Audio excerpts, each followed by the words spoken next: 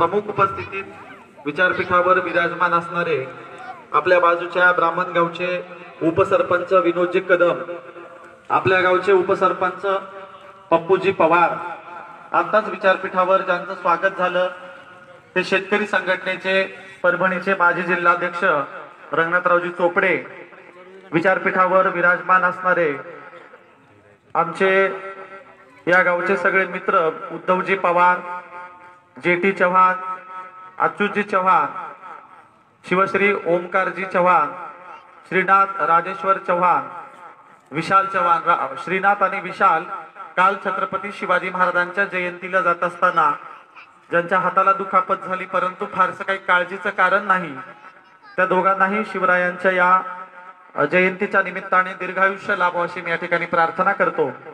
त्यानंतर विचारपीठावर विराजमान असणारे आपल्या संबर संस्थानचे प्रमुख सरस्वती महाराज, त्यानंतर विचारपीठावर विराजमान असणारे इतर सर्व मान्यवर, आमचे सृष्टी एंटरप्राइजेसचे प्रमुख मित्र आमचे या ठिकाणी असणारे हनुमानजी काळे, नितीनजी काळे, त्यानंतर माऊली जांभळे, विचारपीठावर इतर जी काही मान्यवर आहेत आणि माझ्या समोर उपस्थित असलेले माझ्या सगळ्या गावच्या ग्रामस्थांनो, माय माऊल्यांनो, भावांनो आणि बहिणींनो, खरं तर तुमच्या गावी मी कार्यक्रमाला पूर्वी येऊन गेलेलो आहे।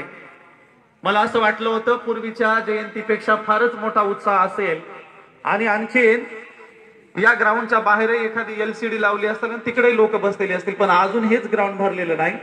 गावच्या लोकसंख्येच्या मानाने आणि मी पूर्वीला येऊन गेलो त्या मानाने संख्या फारच कमी आहे। गावच्या लोकसंख्येच्या मानाने संख्या जास्त असायला पाहिजे होती। या ठिकाणी आणखीन एक नाव घेणं मला गरजेचं वाटतं। दिल्लीमध्ये कडाक्याच्या थंडीमध्ये शेतकरी 90 दिवसापेक्षा जास्त थंडीच्या काळामध्ये आंदोलना बसलेले आहेत। निर्लज्ज आणि कोडग्या सरकारला अजूनही जाग आलेली नाही, त्या शेतकऱ्यांची दखल घेतलेली नाही। अशा दिल्लीतल्या शेतकऱ्यांना पाठिंबा देण्यासाठी आम्ही 45 महिलांना घेऊन दिल्लीच्या सीमेवर 8 दिवस कडाक्याच्या थंडीमध्ये बसलो होतो। या गावची, तुमची, आमची सगळ्यांची मायमाऊली आपल्या गव्हाणीताई दिल्लीमध्ये 0 डिग्री टेम्परेचर तापमानामध्ये 1 दिवस 24 तासाचं उपोषणाला बसल्या होत्या। एकदा गव्हाणीताईंसाठी सगळ्यांनी जोरदार टाळ्या द्यायच्या। आपण या ठिकाणी दिल्लीला 0 डिग्री टेम्परेचर तापमानामध्ये आत्महत्याग्रस्त शेतकऱ्याच्या कुटुंबातली महिला म्हणून जिने 24 तासाचं उपोषण करून दिल्लीच्या शेतकऱ्यांना पाठिंबा दर्शवला, त्या गव्हाणीताईंचा आपण पुष्पहार घालून या ठिकाणी स्वागत करूया। मी गव्हाणीताईंना विनंती करतो की त्यांनी विचारपीठावर यावं, आपण त्यांना हार घालून त्यांचं कौतुक करू। गावच्या सगळ्यांनी जोरदार टाळ्या द्यायच्या। ज्योतिताई पवार यांनी गव्हाणीताईंचं येऊन स्वागत करायचंय। ज्यांचं संपूर्ण मीडियाने ज्यांची दखल घेतली, इंग्रजी वृत्तपत्रांनी ताईंची दखल घेतलेली आहे। नितीन लोड सरांच्या कॉलेजवर ताईंची मुलं शिकतात। आत्महत्याग्रस्त कुटुंबातली महिला कुठल्याही बाबतीत घाबरून न जाता दिल्लीच्या सीमेला धडक देऊ शकते, आपल्या संबरचं नाव दिल्लीपर्यंत घेऊन जाऊ शकेचं जिवंत उदाहरण म्हणजे गव्हाणीताई आहेत। गव्हाणीताई केवळ याच वेळेने याच्याही अगोदर दिल्लीला आलेल्या आहेत। त्या प्रत्येक लढ्यात, मोर्चात, आंदोलनात नेहमी सहभागी असतात। छत्रपती शिवाजी महाराजांच्या जयंतीच्या निमित्ताने त्यांच्या परिवाराला दीर्घायुष्य मिळो, एकदा त्यांच्यासाठी पुन्हा आपण एकदा जोरदार टाळ्या देऊन त्यांचं स्वागत करूया। मित्रांनो, आज शिवाजी महाराजांची काल जयंती झाली, आज दुसरा दिवस आहे। कालपासून सबंध पुढचा काळ म्हणजे 28 तारखेपर्यंत सबंध महाराष्ट्रामध्ये शिवाजी महाराजांच्या जयंतीचा वारसा आपण चालवतो। आज या ठिकाणी आपण शिवाजी महाराजांच्या जयंतीच्या निमित्ताने अनेक व्याख्यातांना, या ठिकाणच्या गावच्या तुमच्या वक्त्यांना आपण ऐकलेलं आहे। स्टेजवर आताही माझ्या अगोदर काही वक्ते बोलून गेलेले आहेत आणि म्हणून आपण शिवाजी महाराजांच्या जीवनचरित्राची सांगड आताच्या काळाशी घालणार आहोत।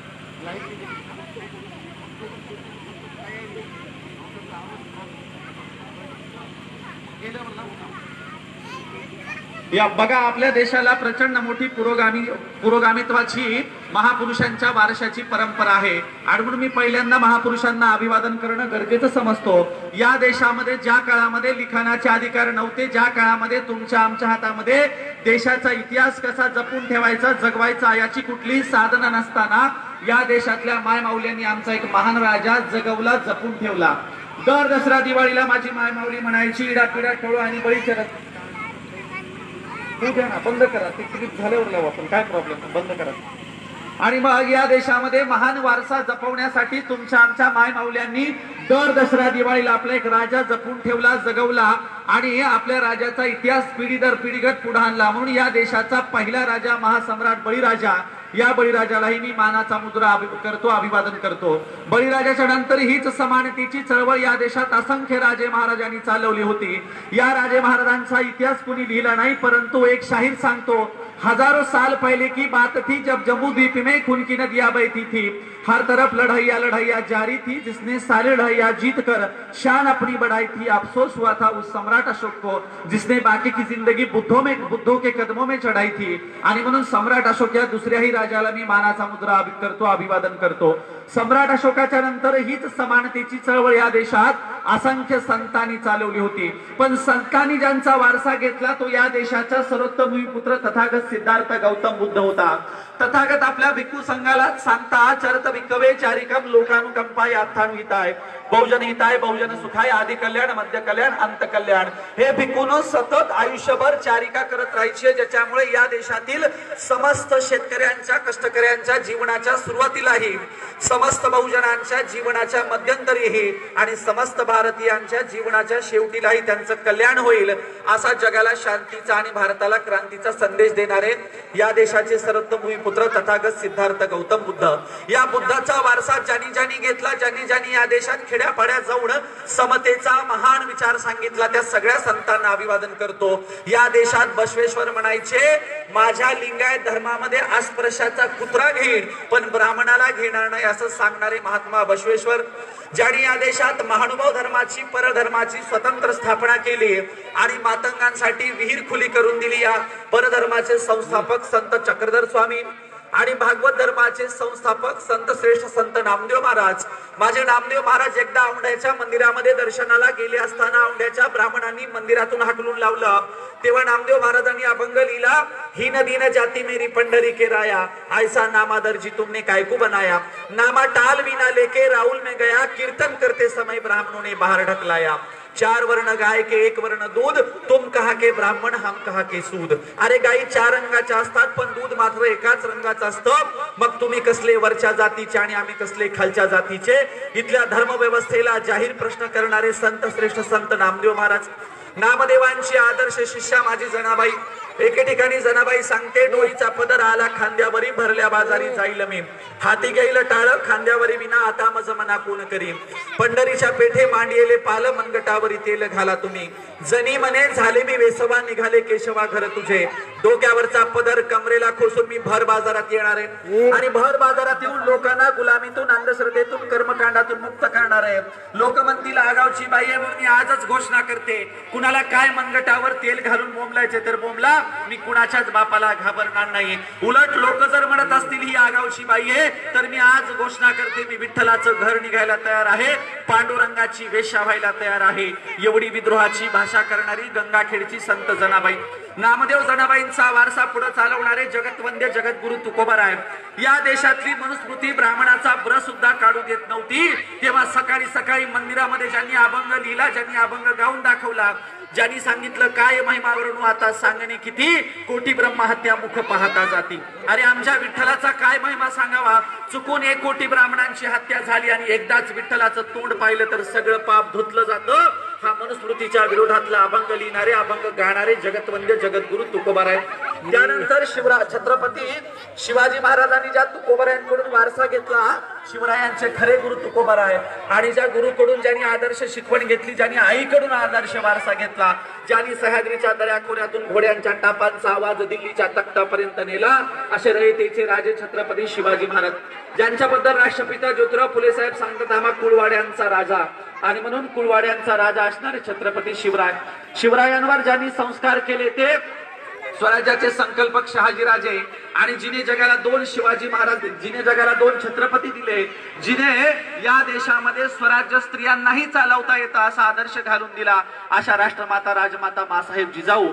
आणि ज्यांनी वडील गेल्याच्या नंतर स्वराज्याची इंचभर जमीन सुद्धा शत्रूला घेऊ दिली नाही, उलट चारही बाजूंनी युद्ध यादव्यांना तोंड देत घरातील अंतर्गत बंड मोडून काढलं, ज्यांनी साहित्याच्या क्षेत्रात मोलाची कामगिरी केली, ज्यांनी जगाला नखशिकात सातसतक नायिका भेद आणि बुद्धभूषणम नावाचा सर्वोच्च धर्मग्रंथ दिला असे शाक्तवीर युवराज छत्रपती संभाजी महाराज जिजाऊ शिवाजी महाराज शहाजीराजांच्या नंतर हा स्वराज्याचा वारसा पुढे ज्यांनी चालवला त्या 29 वर्ष घोड्यावर बसून राज्यकारभार करणाऱ्या लोकमाता अहिल्याबाई होळकर, आरक्षणाचे जनक लोकराजा राजर्षी शाहू महाराज। या देशात स्त्रियांना सतीप्रथेच्या नावाखाली ढोल ताशे बडून जेव्हा जिवंत जाळलं जात होतं तेव्हा 1400 वर्षापूर्वी माँ के पैरों तले जन्नत होती असं सांगणारे, आईच्या पायाशी स्वर्ग असतो असं सांगणारे रसूलुल्लाह सल्लल्लाहु अलैहि वसल्लम अर्थात मुहम्मद पैगंबर साहेब, या देशामध्ये इंग्रजांशी सलग 8 महिने झुंज देणारे, देशातलं पहिलं रॉकेट बनवणारे, शेतकऱ्यांना कर्जमुक्त करणारे द ग्रेट टिपू सुलतान साहेब, तुमच्या आमच्या स्वातंत्र्याचा लढा सुरू करणारे देशाचे खरे राष्ट्रपिता क्रांतीसूर्य ज्योतिराव फुले साहेब, विद्येची खरी दैवत क्रांती ज्योती सावित्रीबाई फुले। मी नेहमी सांगतो, देवाला सोडलेल्या देवदासी झाल्या, खंडोबाला सोडलेल्या मुरळ्या झाल्या, यल्लमाला सोडलेल्या जोगतिनी झाल्या, पण माझ्या सावित्रीला सोडलेली कुणी डॉक्टर, कुणी इंजिनियर, अरे एकतर राष्ट्रपती झाली। म्हणून क्रांती ज्योती सावित्रीबाईंना मी पुन्हा एकदा मानाचा मुजरा करतो, अभिवादन करतो। सावित्रीबाईंच्या नंतर ज्योतिरावांचा आणि सावित्रीबाईंचा नव्हे, सगळ्या संतांचा आणि शिवाजी महाराजांचा वारसा ज्यांनी पुढे चालवला। तुकोबराय सांगत होते, घोकावया अक्षर मज नाही अधिकार। अरे मराठ्याच्या घरात जन्माला आलेल्या तुकोबरायांच्या वाट्याला एवढं दुःख आलं असेल तर शूद्र अतिशूद्रांचे काय हाल असतील। तुकोबराय सांगतात, नाही कोण येथे मुखियांचा जाणं, आम्ही मुखे आहोत, आम्हा मुख्यांची जाणीव ठेवणारा कुणी राजाच नाही। आणि म्हणून हाच तुकोबरायांचा अभंग घेऊन तुकोबांच्या नावाने मूक नायक पेपर सुरू करणारे, रायगडाच्या पायथ्याशी महाडला मनुस्मृतीचं दहन करून महाडला जाऊन रायगडावर जाऊन शिवरायांच्या समाधीचं दर्शन घेणारे, ज्योतिराव फुलेंचा उरलेला वारसा पुढे चालवणारे, भारतीय घटनेचे खरे शिल्पकार परमपूज्य बोधिसत्व महामानव डॉक्टर बाबासाहेब आंबेडकर यांनाही मी मानाचा मुजरा करतो, अभिवादन करतो। जग बदल घालून घाव मला सांगून गेले भीमराव, गुलामगिरीच्या या चिखलात कारुतून बसलाय रावत, चल निघ घे बिनीवरती धाव मला सांगून गेले भीमराव, असं म्हणून बाबासाहेबांचं उरलेलं कार्य पुढे चालवणारे, शिवरायांचा पवाडा 7 समुद्राच्या पलीकडे रशियापर्यंत घेऊन जाणारे, रशियामध्ये आपल्या पवाड्याची सुरुवात करत असताना ज्यांनी सांगितलं, प्रथम नमन मायभूच्या चरणा छत्रपती शिवबाच्या चरणा स्मरुणी गातो कवणा। रशियामध्ये शिवरायांच्या नावानं पवाड्याची सुरुवात करणारे साहित्य सम्राट लोकशाहीर अण्णाभाऊ साठे, ज्यांनी सांगितलं, माझ्या दाढीला जेवढे केस आहेत तेवढ्या शिवरायांच्या नावाने शिक्षण संस्था उभ्या केल्याशिवाय राहणार नाही, असं शिवरायांचं नाव घेऊन शिक्षणाच्या क्षेत्रात काम करणारे कर्मवीर भाऊराव पाटील असतील, प्रबोधनकार ठाकरे असतील, आणि ज्यांनी कीर्तनामध्ये शिवरायांचा, तुकोबरायांचा, बाबासाहेबांचा वारसा सांगितला असे राष्ट्रसंत गाडगे महाराज, तुकडोजी महाराज आणि परिवर्तनवादी चळवळीतल्या तमाम महापुरुषांना आणि गणनायकांना मी शिवरायांच्या जयंतीच्या निमित्ताने मानाचा मुजरा करतो, अभिवादन करतो। लहान मुलांना एक गोष्ट सांगतो आणि मग पुढे आपण बोलूया। तुम्ही सगळ्यांनी एका प्रश्नाचं उत्तर द्यायचंय, समोर बसलेल्या लहान मुलांसाठी माझी गोष्ट आहे। बघा काय झालं, एकदा वर्गावर सर आले आणि सर आल्याच्या नंतर विज्ञानाचा तास सुरू होता, विज्ञानाच्या सरांनी व्याख्या सांगायला सुरुवात केली। सर म्हणाले, मुलांनो आज आपण सजीव निर्जीव शिकणार आहोत। मग आज सरांनी सजीव निर्जीव सांगायला सुरुवात केली। सजीव निर्जीव सांगत असताना सरांनी व्याख्या सांगायला सुरुवात केली, ज्याला चालता येतं, ज्याला बोलता येतं, ज्याच्यात आंतरिक क्रिया होतात, ज्याची वाढ होते त्याला काय म्हणावं, ज्याला चालता येतं, ज्याला बोलता येतं, ज्याची वाढ होते, ज्याची हालचाल होते त्याला काय म्हणायचं, सजीव। आणि ज्याला चालता येत नाही, ज्याला बोलता येत नाही, ज्याची वाढ होत नाही, ज्याच्यात हालचाल होत नाही त्याला काय म्हणायचं।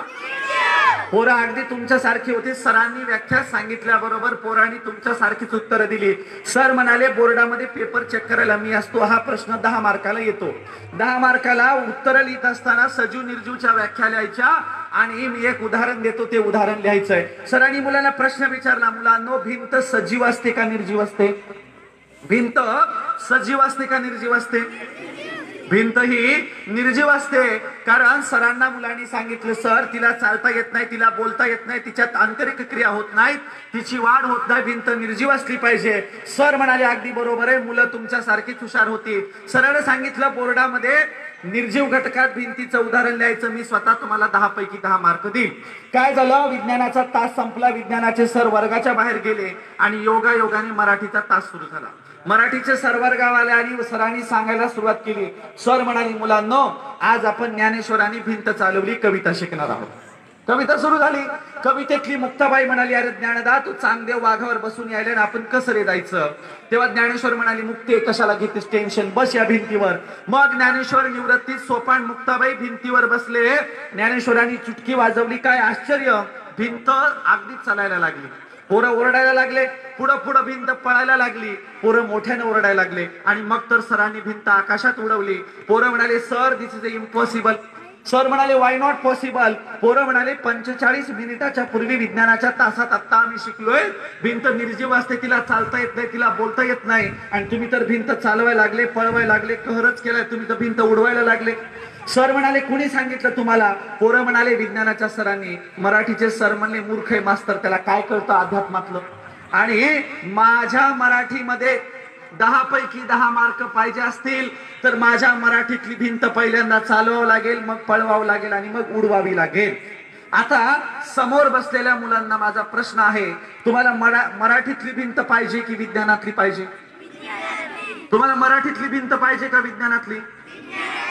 बघा रंगनाथराव, येणारी पिढी किती हुशार आहे, त्यांनाही कळतं मराठीतल्या भिंतीनं आमचं काही भलं होणार नाही. आणि म्हणून मी नेहमी सांगतो, हम बदलते हैं तो निजाम बदल जाते हैं, सारे मंजर और सारे अंजाम बदल जाते हैं.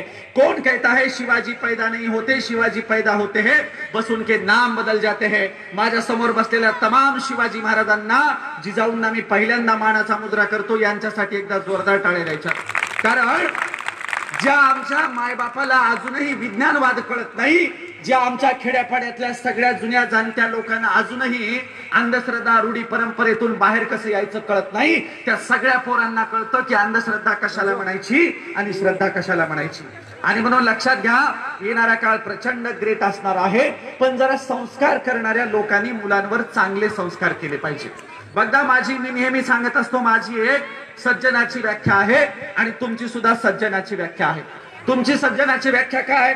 एकदा काय झालं, एक पोरग घरी आलं. घरी आल्यावर माईने विचारलं, वाघा तू रस्त्याने घरी आलास, अमुक अमुक माणसाची पिठाची गिरणी चालू होती का. हे म्हणला, काय की मी ऐकलंच नाही, याचा कोणाच्या गिरणीवर कान बी नसतो. हा वाघ घरी आला. घरी आल्यावर विचारलं, वाघा तू रस्त्याने चालत आला, अमुक अमुक माणसाचं किराणा दुकान उघडवतं का. हे म्हणला, काय की मी बघितलंच नाही, मी रस्त्याने खाली मान घालून आलो. आणि माय त्याच्या तोंडावरून हात फिरून म्हणते, वाघ लोय सज्जन आहे, आता काय चाटायचं का ते, त्याचं काय लोणचं घालायचं का, काय उपयोग आहे त्याचा. मग खेड्यातली सज्जनाची व्याख्या काय आहे. खेड्यातली सज्जनाची व्याख्या आहे, जो कुणाच्या आध्यात जात नाही, जो कुणाच्या मध्यात जात नाही, ज्याचे शब्द सुद्धा विकत घ्यावे लागतात, त्याला सज्जन म्हणावं. आता काय त्याचं लोणचं घालायचं का, काय उपयोग आहे अशा सज्जनाचा. माझी सज्जनाची व्याख्या आहे, सज्जन कुणाला म्हणावं, जो कुणाच्याही आद्यात जातो, कुणाच्याही मध्यात जातो, ज्याला मध्यरात्री फोन करा तुमच्यासाठी सदैव हजर असतो, जो रक्तदान करायला पुढे असतो, जो तिरडी उचलायला पुढे असतो, सगळ्यांच्या पुढे असतो, त्याला सज्जन म्हटलं पाहिजे. आणि माझ्या सज्जनाच्या व्याख्या छत्रपती शिवाजी महाराज बसतात. आम्हाला असेच सज्जन पाहिजेत. खेड्यापाड्यातले तथाकथित सज्जन नको, जे घरामध्ये लपून बसतात, दुसऱ्यांच्या कामाला येत नाहीत, असे सज्जन आम्हाला नकोयत. आणि म्हणून मध्ययुगीन भारताची परिस्थिती आहे. मध्ययुगीन भारताच्या काळामध्ये सगळेच लोक स्वतःच बघणारे आहेत. प्रचंड पैसा कमवायचा, सरदारक्या करायच्या आणि पैसा कमवून चांगल्या पद्धतीने जीवन जगायचं, असा मध्ययुगीन भारताचा काळ आहे. अशा काळाच्या टप्प्यावर मलिकांबर नावाच्या एका हबशी गुलामाकडून शहाजी राजांनी ट्रेनिंग घेतली. बघा, शिवाजी महाराजांच्या कार्यकर्तृत्वाचा इतिहास केवळ शहाजी महाराज नव्हे तर मलिकांबर पर्यंत जातो. आणि मग मलिकांबर नावाच्या हबशी गुलामाकडून शहाजी राजांनी मैत्री केली, ट्रेनिंग घेतली आणि नवं स्वराज्य उभं करायचा संकल्प पहिल्यांदा शहाजी राजांनी सोडला. शहाजी राजांनी 3 स्वराज्य उभं करायचा प्रयत्न केला. तंजावरला व्यंकोजी राजांच्या रूपाने, कर्नाटकामध्ये शिवरायांचे मोठे बंधू संभाजी महाराजांच्या रूपाने, आणि 3रं स्वराज्य आपल्याला माहितीये शिवरायांच्या रूपाने. 3 स्वराज्याचे संकल्पक शहाजी राजे होते.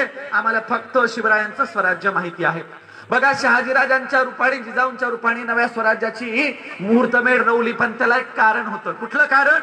एकदा काय झालं, जिजाऊ गरोदर असताना शहाजी राजे आणि जिजाऊ शिवनेरीच्या दिशेने जात असताना शहाजी आणि जिजाऊंच्या पाठीमागे कोण, खुद्द जिजाऊंचे वडील लखुजीराव जाधव लागले.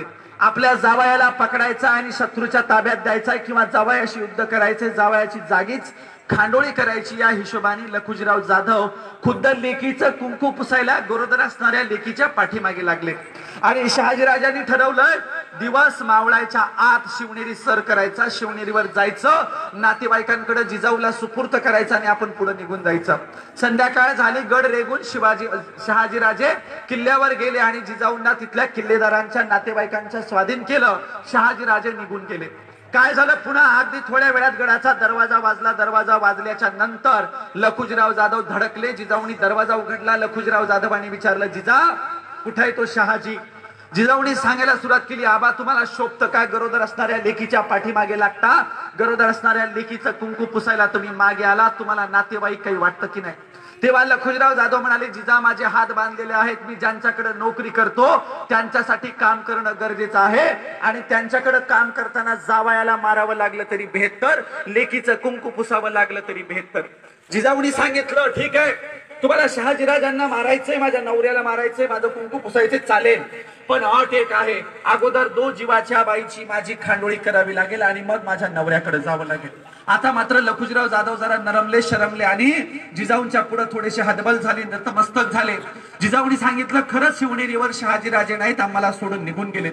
परंतु गरोदर असणाऱ्या जिजाऊंच्या मनाने धसका घेतला, विचार केला, सख्खे नातेवाईक एकमेकांच्या मुळावर उठलेले आहेत, सख्खे नातेवाईक एकमेकांना मारतात। कुठल्याही शाह्यांमध्ये राहू द्या, मोगलशाही, आदिलशाही, निजामशाही, बरीदशाही, कुतुबशाही, या सगळ्या शाह्यांच्या हाताखाली ग्रामीण भागात काम करणारे सगळे सरदार मराठा सरदार असतात आणि म्हणून या सरदारांच्या माध्यमातून एकमेकांची खांडोळी करून महाराष्ट्र असाच रसातळाला जायला लागलेला आहे।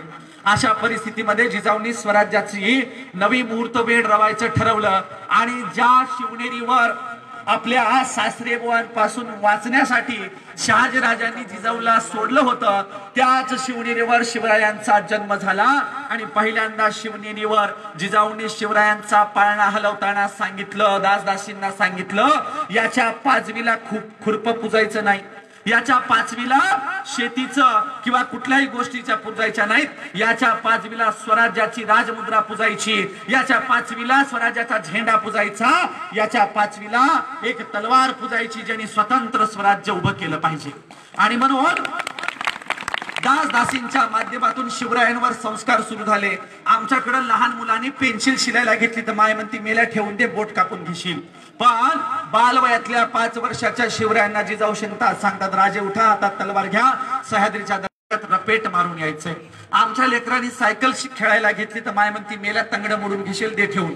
इकडे मात्र बालवयातल्या शिवबाला घोड्यावर बसवायची ट्रेनिंग चालू आहे आणि म्हणून अशा फारच क्वचित स्त्रिया असतात आपल्या मुलांना धाडसाचं ट्रेनिंग देतात। आपल्याकडे मसनजोग्याला की नाही, मसनजोगी त्याने शंख वाजवला की लेकर धूम मधल्या घरात मधल्या खोलीत जाऊन पडतात। जी लेकरं मसनजोग्याच्या शंखाला भेटतात ती काय कार्य कर्तृत्व गाजवणारे। इथं मात्र सह्याद्रीच्या दऱ्याखोऱ्यात अगदी 14व्या वर्षापर्यंत स्वतंत्र तोरणा घेऊन गोरगरिबांच्या पोराला घेऊन शिवरायांनी स्वराज्याची स्थापना करून ठेवली होती। स्वराज्याची स्थापना झाली, पुण्यामध्ये लाल महालाचं बांधकाम झालं आणि लाल महालाचं बांधकाम झाल्याच्या नंतर जिजाऊ म्हणाल्या, शिवबा तुम्ही ज्या स्वराज्याचं स्वप्न पाहताय त्या स्वराज्यासाठी मावळे तयार करायचं काम या देशामध्ये तुकोबाराय नावाचा संत करतायत, चला तुम्हाला तुकोबारायांच्या कीर्तनाला घेऊन जाते। बघा, जिजाऊने शिवरायांना तुकोबारायांच्या कीर्तनाने नेलं, पण दुर्दैव आम्हाला तुकोबाराय शिवाजी महाराज सांगितलं नाही, लंगोटधारी पळून गेलेला रामदास सांगितला। रामदास त्या जालना जिल्ह्यातल्या घनसावंगीच्या जवळच्या परतूर तालुक्यातल्या समर्थ जामचा रामदास, लग्नाची 5वी मंगळाष्टिका चालू असताना रामदास पळून गेला। पळून गेलेल्या रामदासाला शिवरायांचा गुरु म्हणून सांगितला, पण ज्या तुकोबारायांनी शिवरायांना मार्गदर्शन केलं ते तुकोबाराय मात्र शिवाजी महाराजांचे गुरु म्हणून सांगितले नाहीत। आम्ही ठरवलं, आम्ही सबंध महाराष्ट्रात तुकोबारायांचा आणि शिवरायांचा वारसा सांगितला। मी काल मटकऱ्याला कीर्तन होतं, कीर्तनामध्ये तुकोबारायांचा प्रत्येक अभंग घेऊन शिवरायांनी त्यावर काम कसं केलं हे शिकवलं किंवा सांगितलं। आणि म्हणून लक्षात घ्या, शिवरायांच्या स्वराज्याचे 2 गुरु, पहिल्या गुरु राष्ट्रमाता राजमाता जिजाऊ माँसाहेब आणि दुसऱ्या गुरु जगतवंद्य जगद्गुरु तुकोबाराय आहेत। याच्या पलीकडे शिवरायांच्या शिवचरित्रात कुठलाही दादोजी, कोंडदेव, रामदास स्वामी असले लोक, भंकस लोक आम्ही घुसू देणार नाहीत, हे आम्ही कधीही चालू देणार नाही। आणि म्हणून शिवाजी महाराजांच्या शिवचरित्राची गेली 350 वर्ष झालं बदनामी करायचा कार्यक्रम महाराष्ट्रातल्या ब्राह्मणांनी चालवला होता। परंतु महाराष्ट्रामध्ये काही चांगले लोक आहेत ज्यांनी बळीराजापासून शिवाजी महाराजांच्या पर्यंतचा वारसा सांगितला। महाराष्ट्रामध्ये या गावाला शेतकरी संघटनेचा खूप चांगला वारसा आहे। या गावामध्ये शरद जोशींची शेतकरी संघटना खूप चांगली चालायची। शरद जोशी नावाचे असे एकमेव नेते होते जे बळीराजापासून शिवाजी महाराजांचा वारसा शेतकऱ्यांना सांगत असत आणि शेतकऱ्यांना सांगायचं तुम्हाला शिवरायांच्या सारखं शेतीचं धोरण चालवता आलं पाहिजे। आणि म्हणून शिवरायांचं शेतीचं धोरण सांगणारं खुद्द शरद जोशींचं पुस्तक सुद्धा आहे। आणि माझ्या भारतामध्ये फारच कमी लोक चांगली होती ज्यांनी शिवाजी महाराजांचा वारसा सांगितला। म्हणून लक्षात घ्या, ज्यांच्या घरामध्ये शिवरायांचा वारसा चालेल त्यांच्या घराला कुठल्याच गोष्टीची कशाचीच कमी पडणार नाही। आणि म्हणून आम्ही शिवराय समजून घेतले पाहिजे। शिवाजी महाराजांच्या सगळ्या धोरणातले एक एक मुद्दा सांगतो आणि आपण पुढे जाऊया। पहिल्यांदा आपण शिवाजी महाराजांचं स्त्री विषयक धोरण बघूया। शिवाजी महाराज स्त्रियांशी कसे वागले तर शिवाजी महाराजांनी पहिल्यांदा स्वतःच्या स्वराज्याचं धोरण ठरवताना सैनिकांना ताकीद देऊन ठेवली काय, स्वराज्यामध्ये कुठल्याही शत्रूवर हल्ला केल्याच्या नंतर युद्धामध्ये जर स्त्रिया सापडल्या आणि धर्मग्रंथ सापडला तर ज्याचा त्याचा धर्मग्रंथ ज्याच्या त्याच्या हवाली करायचा आणि स्त्रियांना पालखीचा मानपान देऊन त्यांच्या माहेरी नाही तर सासरी येऊन घालायचं। स्त्रियांना युद्धामध्ये सापडल्यावर स्वराज्यामध्ये आणायचं नाही किंवा राजाच्या पुढे आणून उभं करायचं नाही, त्यांना मान सन्मानाने त्यांच्या घरी पोहोचवायचं। अशी शिवाजी महाराजांची सक्त ताकीद होती। इतकी ताकीद देऊन सुद्धा शिवाजी महाराज दक्षिण दिग्विजयाचा लढा पूर्ण करून येत असताना बेलवाडीच्या किल्ल्यावर शिवरायांच्या मावळ्यांनी हल्ला केला। बेलवाडीचा किल्ला जिंकून घेताना शिवरायांचे सख्खे मेवणे सकुजराव गायकवाडांनी त्या बेलवाडीच्या किल्लेदारी असणाऱ्या सावित्रीबाई देसाईंशी गैरव्यवहार केला। काहीतरी बोलले असतील। सावित्रीबाई देसाईंना या गोष्टीचा राग आला। सावित्रीबाईंना शिवरायांच्या समोर उभं केलं कारण हरलेल्या किल्ल्याची किल्लेदारी नाही। हरलेल्या स्त्रीला वाटलं आपलं काही खरं नाही, आता कुठल्याही राजाने जिंकून घेतल्यावर राजा आपल्यावर बलात्कार करेल किंवा ठेवलेली बायको म्हणून आयुष्यभर राहावं लागेल। सावित्रीबाई देसाईंना लहान लेकरू होतं, तिचा नवरा किल्ला घेताना मेला होता। सावित्रीबाईंनी 7 महिने हा किल्ला लढला होता, तरी देखील शिवरायांच्या मावळ्याकडून ती हरली होती। सावित्रीबाईंनी शिवरायांच्या समोर उभं केल्याबरोबर स्वतःचं लेकरू शिवरायांच्या पायावर टाकलं आणि सावित्रीबाई रडायला लागली। तिला वाटलं आता शिवाजी महाराज आपलं काही खरं नाही, शिवराय आपल्याला उपभोगतील। तेव्हा शिवाजी महाराज लेकराला उचलून घेताना म्हणतात, आमच्या भाच्याला काळजी करायचं काही कारण नाही, त्याचा मामा समर्थ आहे। सावित्रीबाईंचं डोळे अगदी पाण्याने डबडबले आणि जिंकून घेतलेल्या स्त्रीला स्वतःच्या बहिणीचा दर्जा देणारा राजा जगात पहिल्यांदा आहे असं सावित्रीबाईंना वाटलं आणि सावित्रीबाई रडायला लागल्या। शिवाजी महाराज म्हणाले, आमच्या लोकांनी तुमच्याशी गैरव्यवहार केल्याचं मला कळलं, पहिल्यांदा ज्यांनी गैरव्यवहार केला त्यांना दरबारात हजर करा। स्वतःच्या सख्या मेवण्याला सकुजराव गायकवाडांना दरबारात हजर केलं। सावित्रीबाई देसाईंच्या समोर शिक्षा सुनावली। मेवना जरी असला तरी स्त्रियांशी गैरव्यवहार केल्याबद्दल सकुजराव गायकवाडांचे डोळे काढा, हातपाय तोडा आणि त्याच बेलवाडीच्या किल्ल्यामध्ये आयुष्यभर याच्या जगण्याची व्यवस्था करा। सख्या मेवण्याला शिक्षा सुनावली।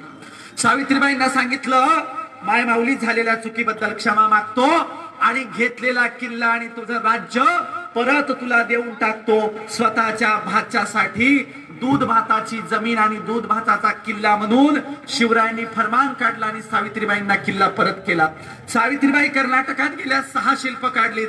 आजही कर्नाटकात गेल्यावर तुम्हाला 6 शिल्प बघायला मिळतात। 6च्या 6 शिल्पावर शिवरायांचा इतिहास सावित्रीबाईंनी कोरलाय। स्त्रियांचा सन्मान करणारा राजा या देशामध्ये दुसरा तिसरा कधी झाला नाही। आम्ही इतका ग्रेट सन्मान करणारा राजाचं नाव घेऊन आज महाराष्ट्रात काय चालू आहे? संभाजी बघा सांगतात, कल्याणच्या सुभेदाराचा काळ शिवाचा होता बाई आणि आज नाक्या नाक्यावर भाई माझं, नाक्या नाक्यावर उभं भाई ग माझं माई। आज चौका चौकात नाक्या नाक्यावर शिवरायांचं नाव घेऊन बलात्कार करणाऱ्यांच्या टोळ्या उभ्या आहेत। मगाशी पवारताईंनी नाव घेतलं, या देशामध्ये या राज्यामध्ये महाराष्ट्रामध्ये महिन्यातून 3 ते 4 स्त्रियांवर अत्याचार होतात, बलात्कार होतात, कोवळ्या मुलींवर बलात्कार होतात। इतकं भयानक बलात्काराचं प्रमाण आपल्या देशात वाढत चाललेलं आहे। आणि म्हणून मी नेहमी सांगतो, मातीसाठी कधीही अव्वल शर्त माझ्या जीवाची व्हावी, बघावे मी परस्त्रीस जेव्हा नजर माझी शिवाजी व्हावी। कुठल्याही परिस्थितीकडे बघताना आपली नजर शिवरायांच्या सारखी झाली पाहिजे, परस्त्रीला माते समान मानणारी आपली नजर झाली पाहिजे. आणि म्हणून माझ्या बांधवांनो, दुसरं शिवाजी महाराजांचं धोरण सांगतोय, खेड्यापाड्यातल्या लोकांचा प्रचंड शिवरायांनी सन्मान केला, प्रचंड खेड्यापाड्यातल्या लोकांना मान सन्मान दिला. मगाशी रामजी पांगेऱ्याचं उदाहरण या वक्त्यांनी दिलेलं आहे. रामजी पांगेरा असतील, प्रतापराव गुजर असतील किंवा बहिर्जी नाईक असतील, खेड्यापाड्यातून आलेल्या कुठल्याही मावळेला शिवाजी महाराजांनी जी शिवाय नाव लावलं नाही. जी लावायची. बहिर्जी नाईक, जिवाजी महाले, शिवाजी काशीद, 18 पगड जातीच्या मावळ्यांना शिवाजी महाराज जी लावून बोलत असत. जी. आणि आपल्याकडे खेड्यामध्ये आजही हऱ्या, नाऱ्या, तुऱ्या, परशा, बाल्या अशा आरे तुरे नावाने आपण शिव्या देतो. पण शिवाजी महाराजांनी एकाही मावळ्यांना आरे कार्य केल्याची इतिहासामध्ये नोंद नाही. सगळ्यांना आदराने शिवाजी महाराज बोलवायचे. खेड्यापाड्यातल्या माय मावल्यांचा शिवरायांनी सन्मान केला. म्हणून मी नेहमी सांगत असतो, बघा तुम्ही ज्या शहरी लोकांचं आकर्षण बाळगता ते शहरी लोक सगळे भाडखाऊ आहेत. दुसऱ्याच्या भाडीवर जगणारे लोक कधी चांगले असू शकत नाहीत.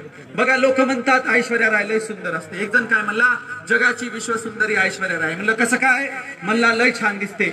अरे म्हणलं चेहऱ्याला काय बाई लावून, चेहऱ्याचा मेकअप करून, चेहऱ्याला एसी रूम मध्ये ठेवून, एसी गाडीत फिरते, एसी रूम मध्ये राहते. आता एसी गाडीमध्ये फिरून एसी रूम मध्ये राहून तर कोणी बी छान दिसेल की. म्हणलं अरे तुझ्या ऐश्वर्या राहिला म्हणा आमच्या संबरला ये आणि 2 दिवसच खुरपायला शेतात ये, बघू गोरी दिसते का काळी होती, काळी होईल का नाही. आणि म्हणून शहरामध्ये राहून तर कोणी बी गोरं दिसतं. आम्हाला शहरात गोऱ्या दिसणाऱ्यांना आम्ही सुंदर मानत नाही. माझी सौंदर्याची व्याख्या गोऱ्या रंगाची चेहऱ्याला काय बाय लावणारी म्हणजे सुंदर नाही. माझी सौंदर्याची व्याख्या काय आहे? शिवाजी महाराजांनी ज्या गोरगरीब स्त्रियांचा, माय मावल्यांचा, हिरकणीचा सन्मान केला, माझ्या दृष्टीने ज्या स्त्रिया राबतात, कष्ट करतात, काबाड कष्ट करतात, जीवाचं रान करतात, शेतामध्ये काम करतात, माझ्या दृष्टीने त्या सुंदर आहेत. सुंदर कुणाला म्हणावं? जिच्या कपाळावर घाम आहे, जिच्या कपाळावर टपोर कुंकू आहे, जिच्या टाचा उरलेल्या आहेत, जिची तुटलेली चप्पल आहे, जी दिवस रात्र माझी माय माऊली शेतात राबते, जिच्या हातामध्ये विळा, कोयत, खुरपा आहे, ती माझी माय माऊली जगातली सगळ्यात सुंदर स्त्री आहे. दुसऱ्याच्या भाडीवर जगणारी ऐश्वर्या राय सुंदर असू शकत नाही. आणि म्हणून काबाड कष्ट करणाऱ्या लोकांना शिवाजी महाराजांनी बरोबरीचा दर्जा दिला, आपल्या बरोबरीला वागवलं. आणि म्हणून मला सुद्धा या देशातल्या सगळ्या लोकांना सांगायचं, अरे जे लोक शिवाजी महाराजांचं नाव घेतात त्यांनी पहिल्यांदा धोरण अवलंबलं पाहिजे, ग्रामीण भागाच्या लोकांना मान सन्मान दिला पाहिजे. नाहीतर काय, खेड्यापाड्यात यायचं, मतदानाच्या घोषणा करायच्या, निवडणुकीच्या काळामध्ये फुसकावार सोडायचा, आश्वासनं द्यायची आणि काहीच द्यायचं नाही. निवडणूक संपली की एकदा गेली की डबल येणारच नाही. आणि म्हणून ज्यांना आम्ही राजकारणामध्ये आमचे आमचे म्हणतो ते सगळे दिल्लीचे चमचे असतात, कोणीच आमचं नसतं. आणि म्हणून लक्षात घ्या, आपण ज्यांना नेते म्हणतो ते सगळे नेते एकमेकांचे पाहुणे असतात. त्यांचं कसं असतं, आपण सगळे साडूभाऊ मिळून मिसळून भाड खाऊ. हा सगळा राजकारण यांचा भाडखाण्याचा धंदा आहे. ते ग्रामीण भागाचं कधी भलं करत नाही. आणि म्हणून एकच ग्रामीण भागाचा भला करणारा या देशात राजा होऊन गेला, ते म्हणजे छत्रपती शिवाजी महाराज. त्यांनी ठरवलं पहिल्यांदा खेड्यापाड्याची डेव्हलपमेंट झाली पाहिजे, खेड्यापाड्याचा विकास झाला पाहिजे. पुण्याच्या बाजूला जावा, शिवाजी महाराजांनी नवी गावं वसवली, नवीन गाव वसवलं. नव्या गावाचं वसवताना धोरण काय काढलं? शिवरायांचं आज्ञापत्र आहे. शिवराय आज्ञापत्रात सांगतात, बघा ज्याला शेती करायची, शेतीसाठी स्वतंत्र बैलजोडी द्यायची, ज्याला शेतीसाठी धान्य लागतं त्याला धान्य द्यायचं, ज्याला शेतजमीन कसायला पाहिजे त्याला नवी शेतजमीन कसायला द्यायची. पुढे शिवाजी महाराज काय सांगतात, याही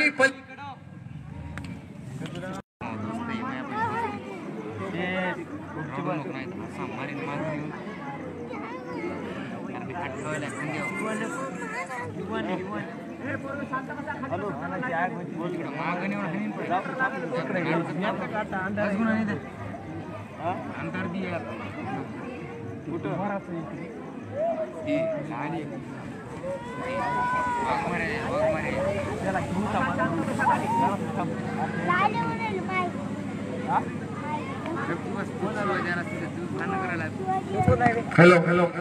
आणि म्हणून बघा तुमच्यासाठी एक छोटासा जोक सांगतो, गोष्ट सांगतो. शिवाजी महाराजांच्या घरामध्ये 8 राण्या शिवरायांच्या होत्या. जिजाऊ होती, शिवरायांची सुनबाई होती, पण शिवाजी महाराजांच्या घरामध्ये कुठलीही कुरबुर झाल्याची इतिहासामध्ये नोंद नाही. किंवा जिजाऊनी आपल्या सुनांशी गैरव्यवहार केला, सुनांना सासरवास केल्याची नोंद नाही. आणि म्हणून इतकं आदर्श कुटुंब जगाच्या पाठीवर तुम्हाला कुठेही सापडणार नाही. आपल्याकडं एका घरामध्ये 4च माणसं असतात, 4 माणसाचंही जमत नाही. एकाचं तोंड इकडं, एकाचं तिकडं, दुसऱ्याचं तिकडं. कोणी आलंय जेवण करायला निघून चाललंय, एकत्र जेवणार नाहीत, एकत्र बसणार नाहीत, एकत्र उठणार नाहीत. शिवाजी महाराजांच्या घरातला, ज्यांचं घर एवढं मोठं आहे, अशा घरातल्या लोकांचा सगळ्यांचा कारभार एकत्रित चालायचा. आणि म्हणून एक छोटासा जोक सांगतो बघा. काय झालं, एका घरामध्ये एका नातवाचं लग्न होतं आणि त्याच्या घरामध्ये म्हातारीला लय आरडाओरडा करायची सवय होती. म्हातारी काय करायची, कशावर मी शिवाय द्यायची म्हातारी. मग नातवाचं लग्न होतं, नातू काय म्हणला, लग्नाला अख्ख्या गावाला बोलवा पण या डंगरीला बोलू नका म्हणला. म्हातारी लग्नात भांडणं करायची, आपलं काही खरं नाही म्हणला. घरचे म्हणले अरे म्हातारीला एकटीला कुठं घरी ठेवा, म्हणले घेऊ द्या लग्नाला. नवरदेव म्हणला हिला लग्नाला आणलं तर माझ्या एवढं वाईट नाही, आणि आणलं तर आणलं पण हिला एक शब्द सुद्धा बोलू द्यायचा नाही. मग काय झालं, म्हातारीला लग्नात आणलं, नवरदेवाचं लग्न लागलं, म्हातारीला बाजूला खुर्ची टाकून दिली. म्हातारी खुर्चीवर बसली आणि नवरदेव सगळ्यांना स्टेजवर फोटो काढायला बोलवायला लागला. लोक जेवायला बसले पण मंडपात सगळ्या समोर, आणि नवरदेव नातेवाईकांना स्टेजवर फोटो काढायला बोलवायला लागला. बाजूला म्हातारी होती, सगळ्यांचे फोटो काढणं चालू आहे, म्हातारीला कोणी बोलवच ना. म्हातारीला वाटलं आपलं काही खरं नाही, आता आपल्याला कोणी फोटो काढायला बोलवतच नाही काय की, आपण तसंच राहतो काय की. मग आता काय करावं, लग्न मंडपातून एक कुत्रं गेलं, म्हातारीनं कुत्र्यावरून शिवाय द्यायला सुरुवात केली. कुत्र्याला म्हातारी शिवाय द्यायला लागली. सगळ्या लग्न मंडपात अशा जोरजोऱ्या शिवाय दिल्या, लोक गेले कदरून. नवरदेवाला आला राग. नवरदेव म्हणला ही डंगरी काय चचना म्हणला. चचना शब्दाचा अर्थ होतो मरण खपना. नवरदेव काय म्हणला, ही डंगरी काय चचना. म्हातारीने ऐकलं. म्हातारी म्हणली बापू तू काय म्हणलास. नवरदेव म्हणला अगं आजी मी म्हणलं चचनास, चचना म्हणजे जेवणास, आणि तू जेवली नाहीस का, आणि तू जेवली बरं. नवरदेवाने चचना शब्दाचा अर्थ सांगितला जेवणास, तू जेवून घे म्हणून. आता म्हातारीला चचना शब्दाचा खरंच अर्थ माहित नसेल का, म्हातारीला माहित होता. मग म्हातारी लय हुशार, ती म्हणली मपलं काय बापा, अगोदर नवरदेव नवरी चचल, मग नवरदेव नवरीचे माय बाप चचतील, मग सगळं वराड चचल, मग सगळं गणगोत चचल, आणि मपलं काय मी चचली तर चचल नाही तर तशीच पचल म्हणली. असा कारभार खेड्यात नाही. आणि म्हणून आमच्या ग्रामीण भागामध्ये 4 बाया एकत्र आल्या की चर्चा कशाची असते, महिला एकत्र येतच नाही. आणि आल्या तर चर्चा कशाची असते, कोणाची नांदना, कोणाची पळून गेली, कोणाला कोड फुटला, कोणाची काडी मोड झाली, याच्याच आमच्या चर्चा असतात. आमच्या चर्चा जिजाऊवर नसतात, सावित्रीमाईंवर नसतात, रमाई भीमाईवर नसतात. आमच्या चर्चा महिलांवर नसतात. आमच्या चर्चा लोकांचा सत्यानाश करण्यावर असतात. आणि म्हणून आम्हाला शिवाजी महाराज तर समजून घ्यायचे, त्याच्याही अगोदर सगळ्यात अगोदर जिजाऊ समजून घ्यायच्या. ज्या जिजाऊंनी घरामध्ये 8 सुना सांभाळल्या पण एकाही सुनाशी गैरव्यवहार केला नाही. एवढंच काय, शिवाजी महाराज बाहेरच्या दक्षिण दिग्विजयावर असताना, बाहेरच्या लढाईवर असताना स्वराज्याचा राज्यकारभार खुद्द जिजाऊ चालवायच्या. पन्हाळ्याच्या वेड्यामध्ये, पन्हाळ्याला वेडा पडला, शिवाजी महाराज अडकून पडले, प्रचंड पाऊस चालू आहे. अशा धुवाधार पावसामध्ये जिजाऊंनी घोडा काढला, चिलखत घातलं, हातात तलवार घेतली आणि नंगी तलवार घेऊन शिवरायांचा वेडा फोडायला जिजाऊ निघाल्या होत्या. त्या जिजाऊंना अडवण्याचं काम 2 मुस्लिम सैनिकांनी केलं, ज्याचं नाव सिद्दी हिलाल आणि सिद्दी इब्राहिम. मुस्लिम होते. 2 मुस्लिमांनी सांगितलं मातोश्री एवढे सैनिकांनी आम्ही सरदार असताना तुम्हाला युद्धावर जायची काय गरज आहे, तुम्ही घरी बसा, आम्ही जातो. जिजाऊंना वापस पाठवलं.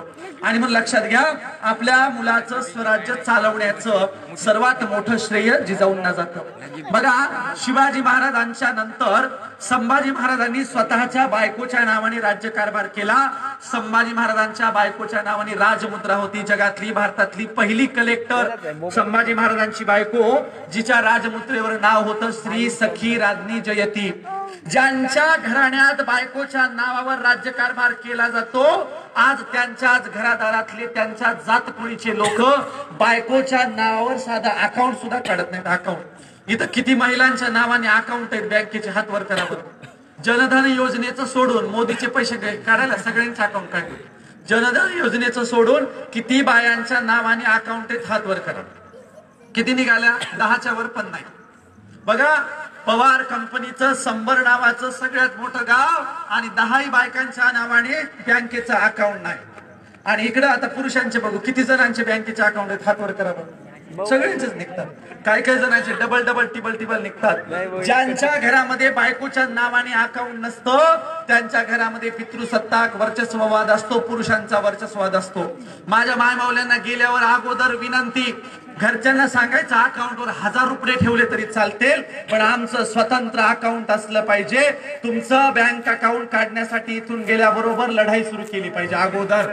आणि म्हणून घरामध्ये बरोबरीचं स्थान मागायचं असेल आणि पुढे तुम्ही सांगा पुढच्या वर्षी शिवजयंतीला महिलांना बोलवायचं असेल तर घरातल्या माणसांनी बायकोच्या नावावर एकदा अकाउंट उघडलंच पाहिजे आणि अकाउंटवर 5-10 हजार रुपये सुद्धा असले पाहिजे. आणि म्हणून ज्या शिवरायांचा वारसा सांगतोय त्या शिवाजी महाराजांच्या घरामध्ये स्त्रियांच्या हातात राज्यकारभार होता. स्त्रियांच्या नावाने राजमुद्रा होती. स्त्रिया सिंहासनावर बसायच्या, स्त्रिया लढायला तलवार घेऊन जायच्या. इतका ग्रेट वारसा शिवाजी महाराजांच्या घरामध्ये होता. आणि मग शिवरायांचं शेतीविषयक धोरण मी सांगतोय. शिवरायांच्या शेतीविषयक धोरणात काय आहे? जगातला पहिला असा राजा आहे ज्यांनी 0% व्याजदराने कर्ज दिलं. 0% व्याजदराने कर्ज देणारा जगातला एकमेव राजा म्हणजे माझे छत्रपती शिवाजी महाराज. एकदा काय झालं, शिवाजी महाराजांना कर्ज घ्यायची गरज पडली. कर्ज कशासाठी? स्वराज्यासाठी. स्वराज्यासाठी कर्ज घ्यायला एका सावकाराकडे महाराज गेले. सावकाराकडे अगोदर 2 घोडेस्वार पाठवले शिवाजी महाराज भेटायला यायलेत म्हणून. सावकाराला वाटलं राजा भेटायला येतो म्हणजे काय सहज भेटायला येतो काय, लुटायलाच येतो, खंडणी मागायला येतो. काय करावं? सावकाराने सगळा सरेंडर झाला, लोटांगण घातलं, रस्त्यात दरवाजात येऊन उभं राहिला. म्हणला महाराज काय न्यायचंय ते न्या, पण घराला जीविताला स्त्रियांना कुणालाच धोका करू नका, इजा करू नका. मी सरेंडर आहे, माझी तिजोरी उघडून ठेवली. शिवाजी महाराज म्हणले लुटायला आलो नाही, खंडणी मागायला आलो नाही, आमच्या स्वराज्याचा खजिना संपलाय, मी कर्ज मागायला आलो. सावकाराला वाटलं मजाकच करायला काय की महाराज. सावकार म्हणाला महाराज मजाक काय करता, तुमच्या राज्यातला सावकार आहे, कर्ज तिजोरी तुमचीच आहे, काय न्यायचं ते न्या. महाराज म्हणले न्यायचं असतं तर मग लुटूनच नेलं असतं, असं मोगमपणाने कर्ज नको, लिखापडी झाली पाहिजे. सावकाराला खरं वाटना, पण शिवरायांना जेवढं पाहिजे तेवढं कर्ज दिलं आणि लिखापडी केली. लिखापडी केल्यावर सावकार विनोदाने म्हणाले महाराज कर्ज नेताना एक अट असते. अट काय अट आहे? कर्ज न्यायला पण मग तारण म्हणून काय ठेवणार, गहाण काय ठेवणार? तुम्ही गहाण ठेवायला कोणती वस्तू आणली? शिवाजी महाराज खाली झुकले, जमिनीवर वाकले. वाकल्याबरोबर वाळलेली गवताची काडी हातावर घेतली आणि सावकाराच्या तळा हातावर गवताची काडी टेकवताना महाराज सांगतात, हे बघा सावकार, ही माझ्या रयतेच्या राज्यातली शेतकऱ्याच्या शेतातली शेवटची गवताची काडी आहे. गहाण ठेवतोय, तारण ठेवतोय. ज्या दिवशी व्याजासह मुदलेसह कर्ज मी फेडायला येईल त्या दिवशी गहाण म्हणून तारण म्हणून ठेवलेली वस्तू घेऊन जाईल. बरेच दिवस झाले. बऱ्याच दिवसाच्या नंतर शिवरायांनी कर्ज वापस फेडायची मोहीम आखली.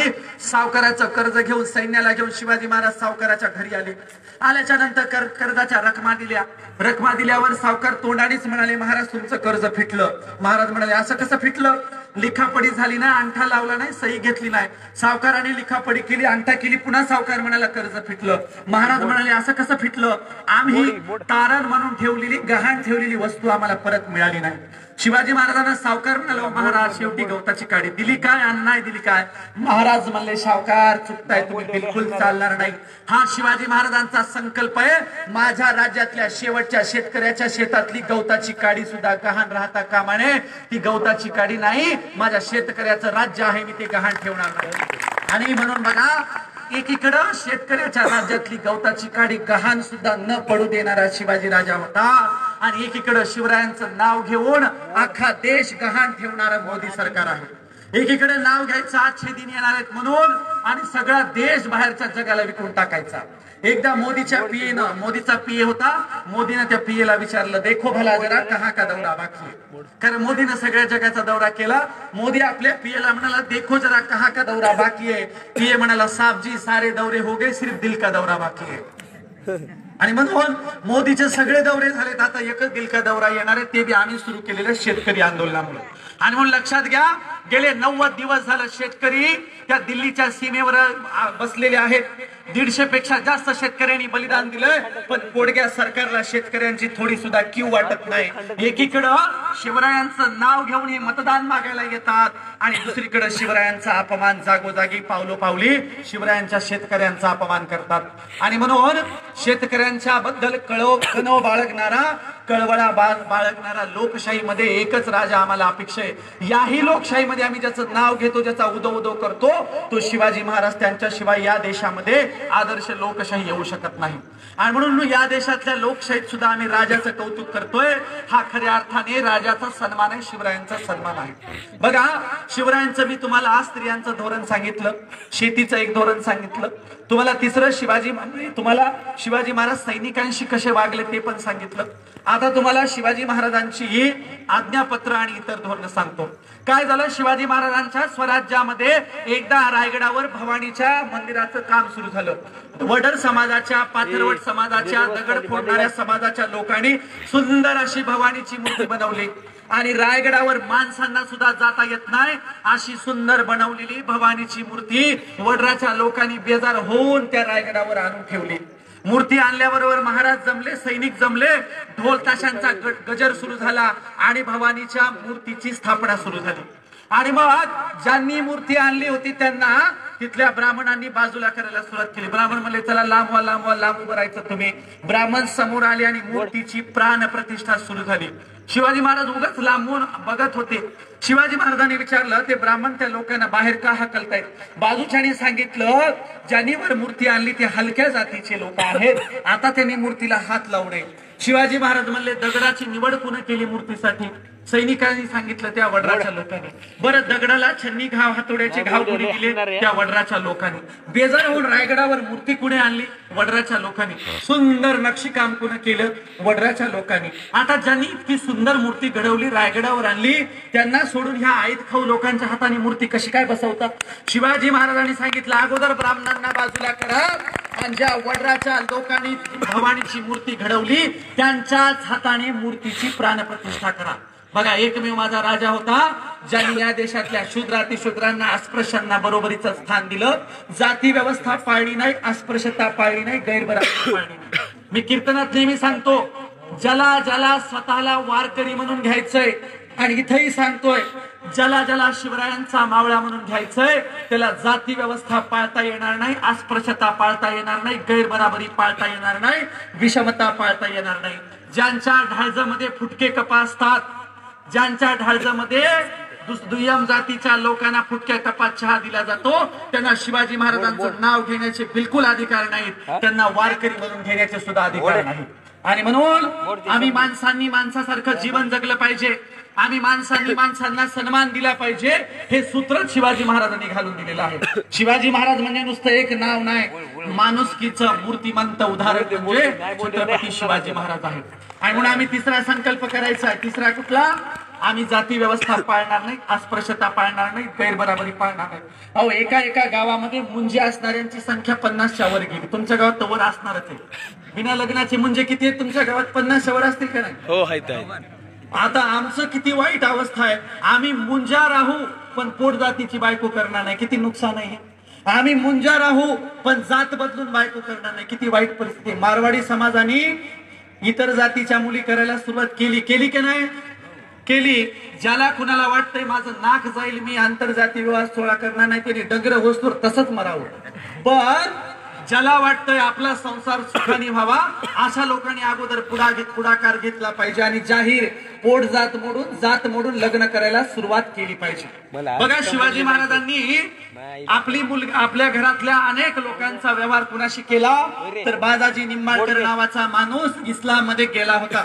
इस्लाम मध्ये गेलेल्या माणसाला पुन्हा शिवाजी महाराजांनी स्वग्रही परत बोलवलं, स्वतःच्या धर्मात परत बोलवलं आणि घराण्यातल्या मुलींशी सोयरिकी केल्या।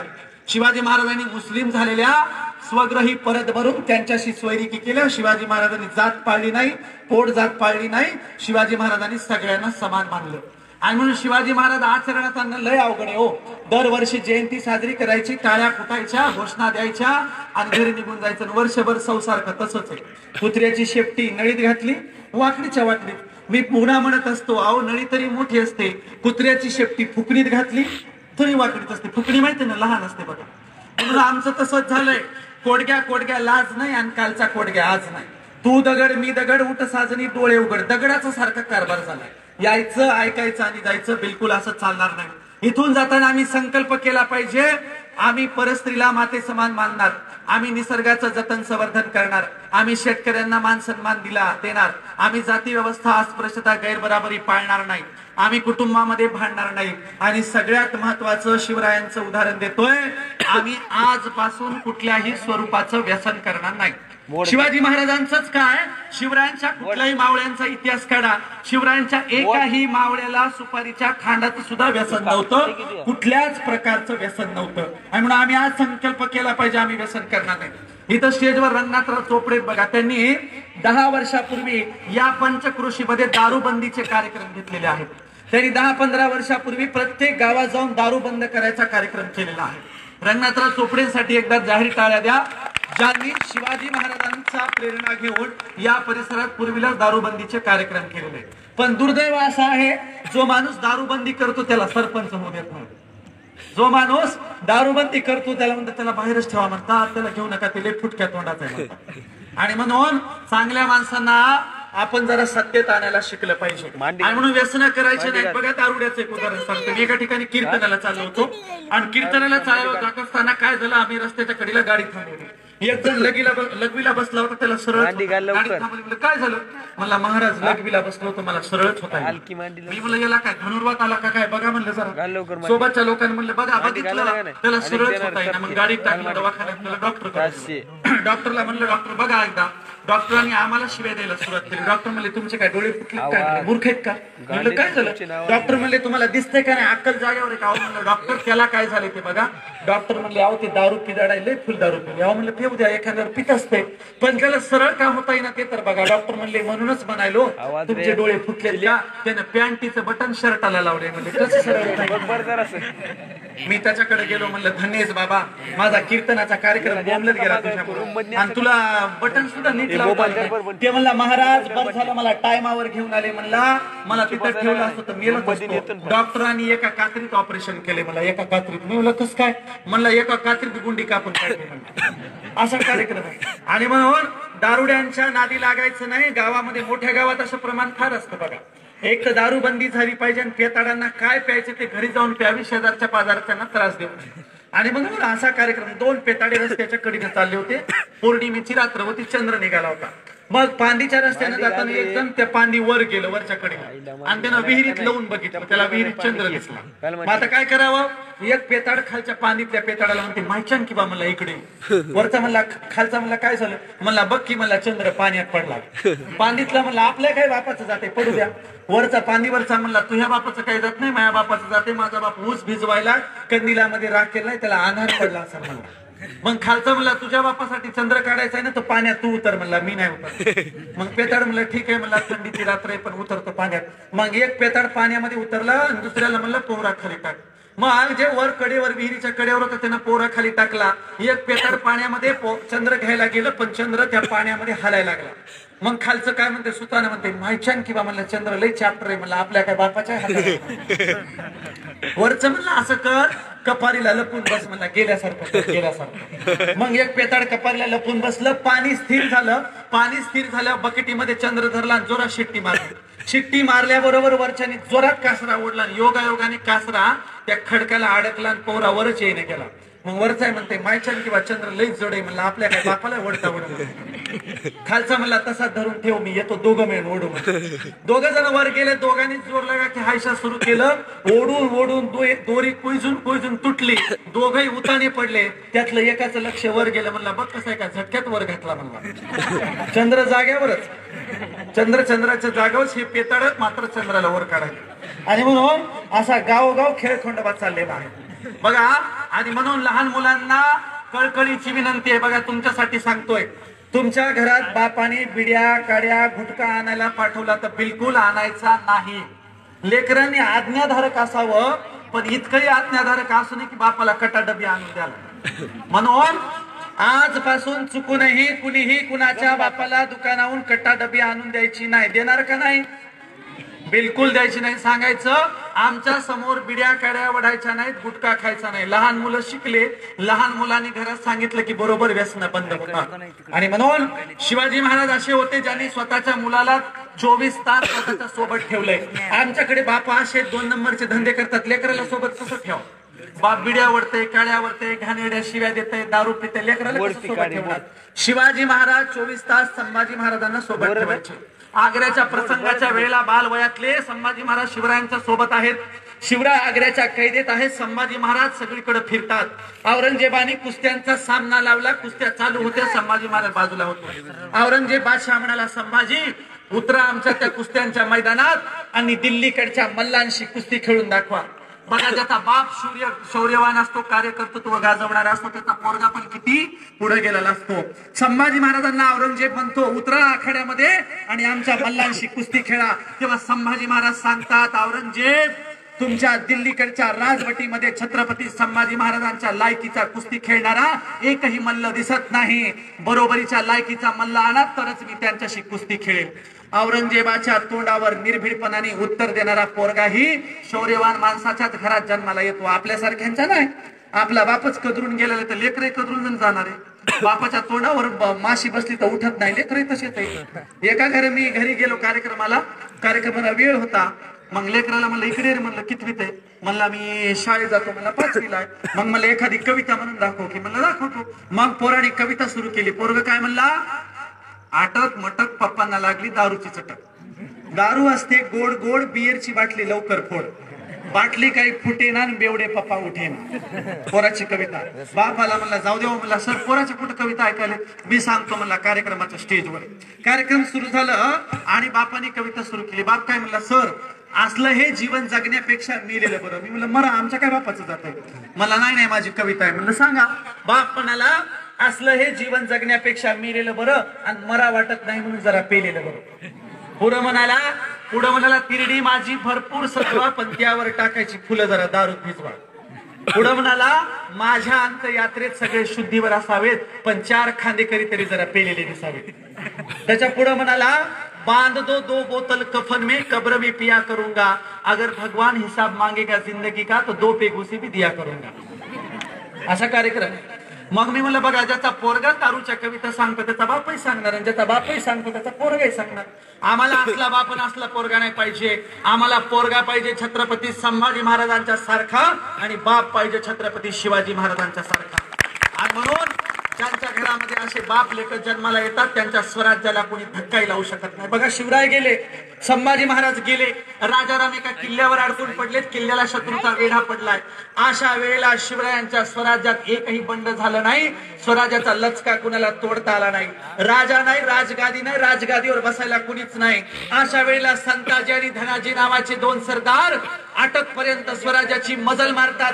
राजगादीला कोणी प्रमुख नसतानाही गादी चालवून दाखवतात. त्याचं कारण असं आहे, राजा नसला तरी चालेल, ती राजगादी चालली पाहिजे, कारण ती राजगादी 18 बलुतेदार, 12 बलुतेदार, 18 आलुतेदारांच्या कष्टातून बनलेली राजगादी आहे. शिवराय एकमेव असा राजा होता ज्यांच्या स्वराज्यात एकही बंड झालं नाही, एकही माणूस शिवरायांच्या विरोधात नव्हता. इतका ग्रेट राजा इतिहासाच्या कानाकोपऱ्यात कधीही झालेला नाही. आणि म्हणून शिवरायांची तुलना लोक अलेक्झांडरशी करतात. अलेक्झांडरशी तुलना करायला माझा विरोध आहे. शिवरायांची तुलना एकमेव शिवरायांशीच होऊ शकते. शिवरायांची तुलना दुसऱ्याशी कुणाशीच होऊ शकत नाही. आणि म्हणून इतक्या चांगुलपणानं काम करणारा राजा आम्हाला आतापर्यंत कळू दिला नाही. गावागावामध्ये भावाभावात भांडण लावायचा कार्यक्रम सुरू झाला. याचं कारण आहे मीडिया, टीव्ही.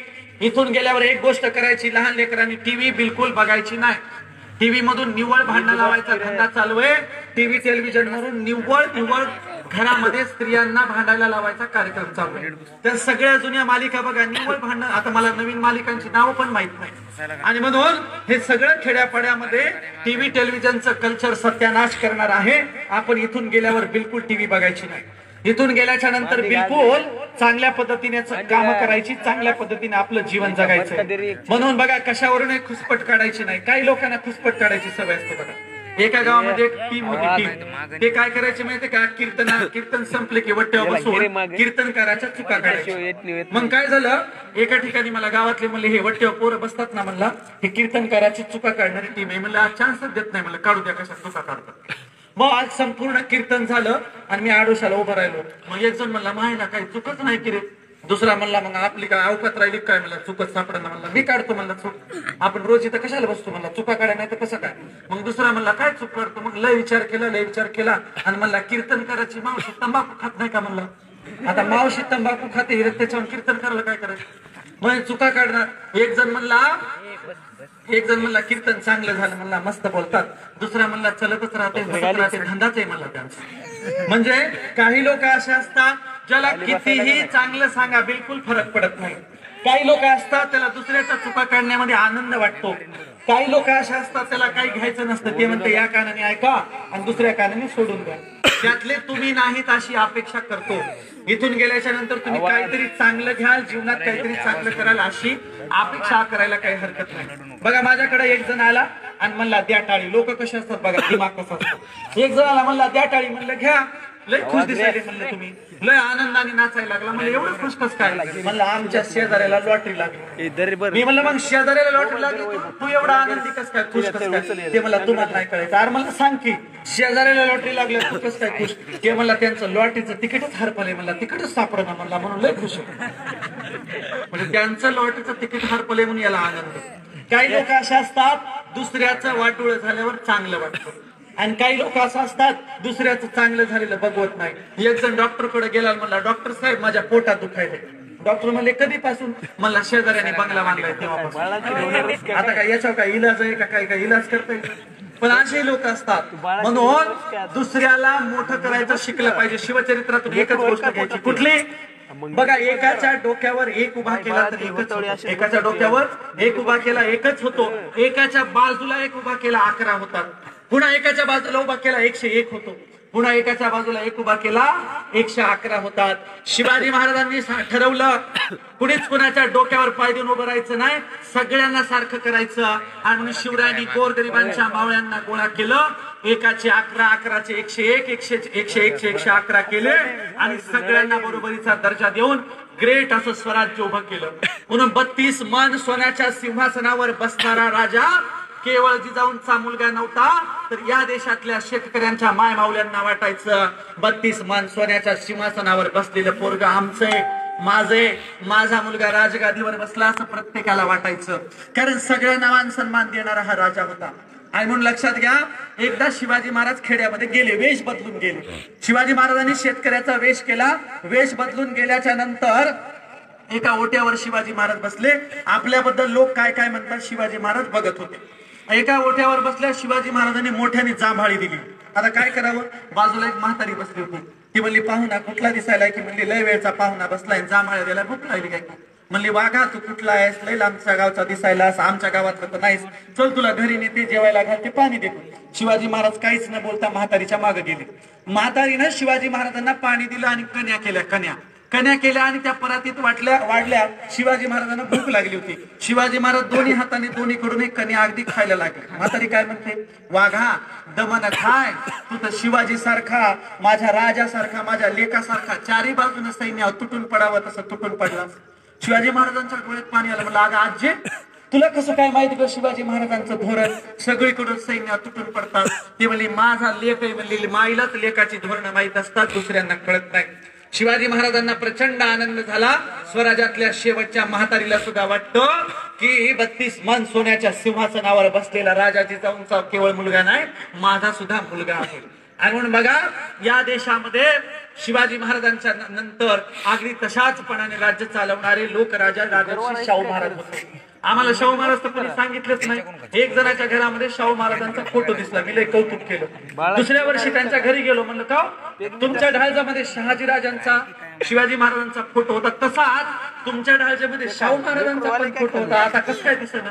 ते म्हणले आमच्या पोरीचं लग्नच जमन गेलं. शाहू महाराजांचा फोटो दिसला की लोक म्हणायचे मागासवर्गीयाचं घर आहे काय की. म्हणले बघा, शाहू महाराजांचा फोटो घरात लावणं सुद्धा मागासवर्गीयांचं घर मानलं जातं. इतकी दलिंदर मानसिकता खेड्यातल्या लोकांची आहे. आणि म्हणून शाहू महाराजांचा वारसा बौद्धवाड्यांनी चालवला. शहाजीराजांचा वारसा, जिजाऊंचा वारसा, शिवरायांचा वारसा, ज्योतिराव फुलेंचा वारसा बौद्धवाड्यांनी चालवला. म्हणून आमच्याही घरादारामध्ये आता सगळ्या महापुरुषांचे फोटो आले पाहिजे. आमच्याही लेकरांना आम्ही सगळ्या महापुरुषांचा वारसा सांगितला पाहिजे. काय झालं, एकदा प्रतापराव गुजर युद्धामध्ये वारली मेली. प्रतापराव गुजरांच्या घरी शिवाजी महाराज गेले. बघितलं तर प्रतापराव गुजरांची मुलगी लग्नाला आलेली आहे. इकडे बघा, एका राजाने दुसऱ्या राजाच्या मुली कराव्यात, भरमसाठ हुंडा घ्यावा, प्रचंड मोठ्या हत्ती घोड्यांचा ताफा लावून शिवरायांनी लग्न कार्य करायला पाहिजे. पण आपल्या सरदाराची मुलगी 1 रुपयाही हुंडा न घेता प्रतापराव गुजरांची मुलगी राजारामाला करून घेतली आणि 1 रुपया हुंडा न घेण्याचा पायंडा शिवाजी महाराजांनी पाडला. आणि म्हणून 1 रुपया हुंडा न गेलेला शिवरायांचा वारसा आमच्या तरुणांनी घेतला पाहिजे. आणि आजच तरुणांनी शपथ घेतली पाहिजे, मी कशीही बायको करेल पण 1 रुपया सुद्धा हुंडा घेणार नाही. जे आज शिवरायांच्या समोर 1 रुपया पण हुंडा घेणार नाहीत असं मनापासून मानतात, त्यांनी हात वर करा. किती लोकांना वाटतं हुंडा नाही घेतला पाहिजे? हात वर करा बरं. मी घेणार नाही बघा, अशी कंडिशन कोणीच हात वर करेल. ज्यांनी 1 जणांनी हात वर केला त्यांच्यासाठी टाळ्या वाजवा. माझ्या आजच्या भाषणाचं सार्थक झालं. लक्षात घ्या, आपल्याच सारख्या पाहुण्यातल्याच माणसाला भरमसाठ हुंडा घेऊन बुडवणे, त्याला मातीत घालणे कुठली संस्कृती आहे? म्हणून बिलकुल हुंडे घ्यायचे नाहीत, हुंडे द्यायचे नाहीत. मुलांना कशाला विचारायची गरज आहे हुंडा घेणार नाहीत म्हणून? मुलीकडच्यांनी ठरवून टाकायचं 1 रुपया पण हुंडा देणार नाहीत म्हणून. मग घेणारे कसे घेतील? आणि म्हणून कुणीही हुंडा घ्यायचा नाही, हुंडा द्यायचा नाही. शिवरायांचं धोरण होतं, आम्ही ते पाळलं. आणि ज्यांना लईच हुंडा घ्यायची इच्छा आहे त्यांना पोरीच मिळणार, त्याला काय करावं? आणि म्हणून हुंडा घेऊन आता काही चालणार नाही. हुंडा घ्यायचा नाही, लग्न साध्या पद्धतीने करायचे, अखंड हरिनाम सप्त्यात लग्न करून टाकायचं आणि चांगल्या पद्धतीने एक आदर्श वारसा घालून द्यायचा. लग्नामध्ये दुसऱ्याने 10 भाज्या केल्या म्हणून मी 15 भाज्या करतो, जास्त त्रास दिला नाही. पण शिवरायांच्या स्वराज्यातल्या ब्राह्मणांनी नंबर 1चा त्रास दिला. म्हणून समोरच्या लोकांना कळकळीची विनंती आहे, ज्या शिवाजी महाराजांना ब्राह्मणांनी त्रास दिला त्या ब्राह्मणाकडून कुठलंही कर्मकांड बिलकुल करून घ्यायचं नाही. आदर्श शपथ घ्या. ब्राह्मणाच्या हाताने ब्राह्मणाच्या हाताने लग्न लावायचं नाही.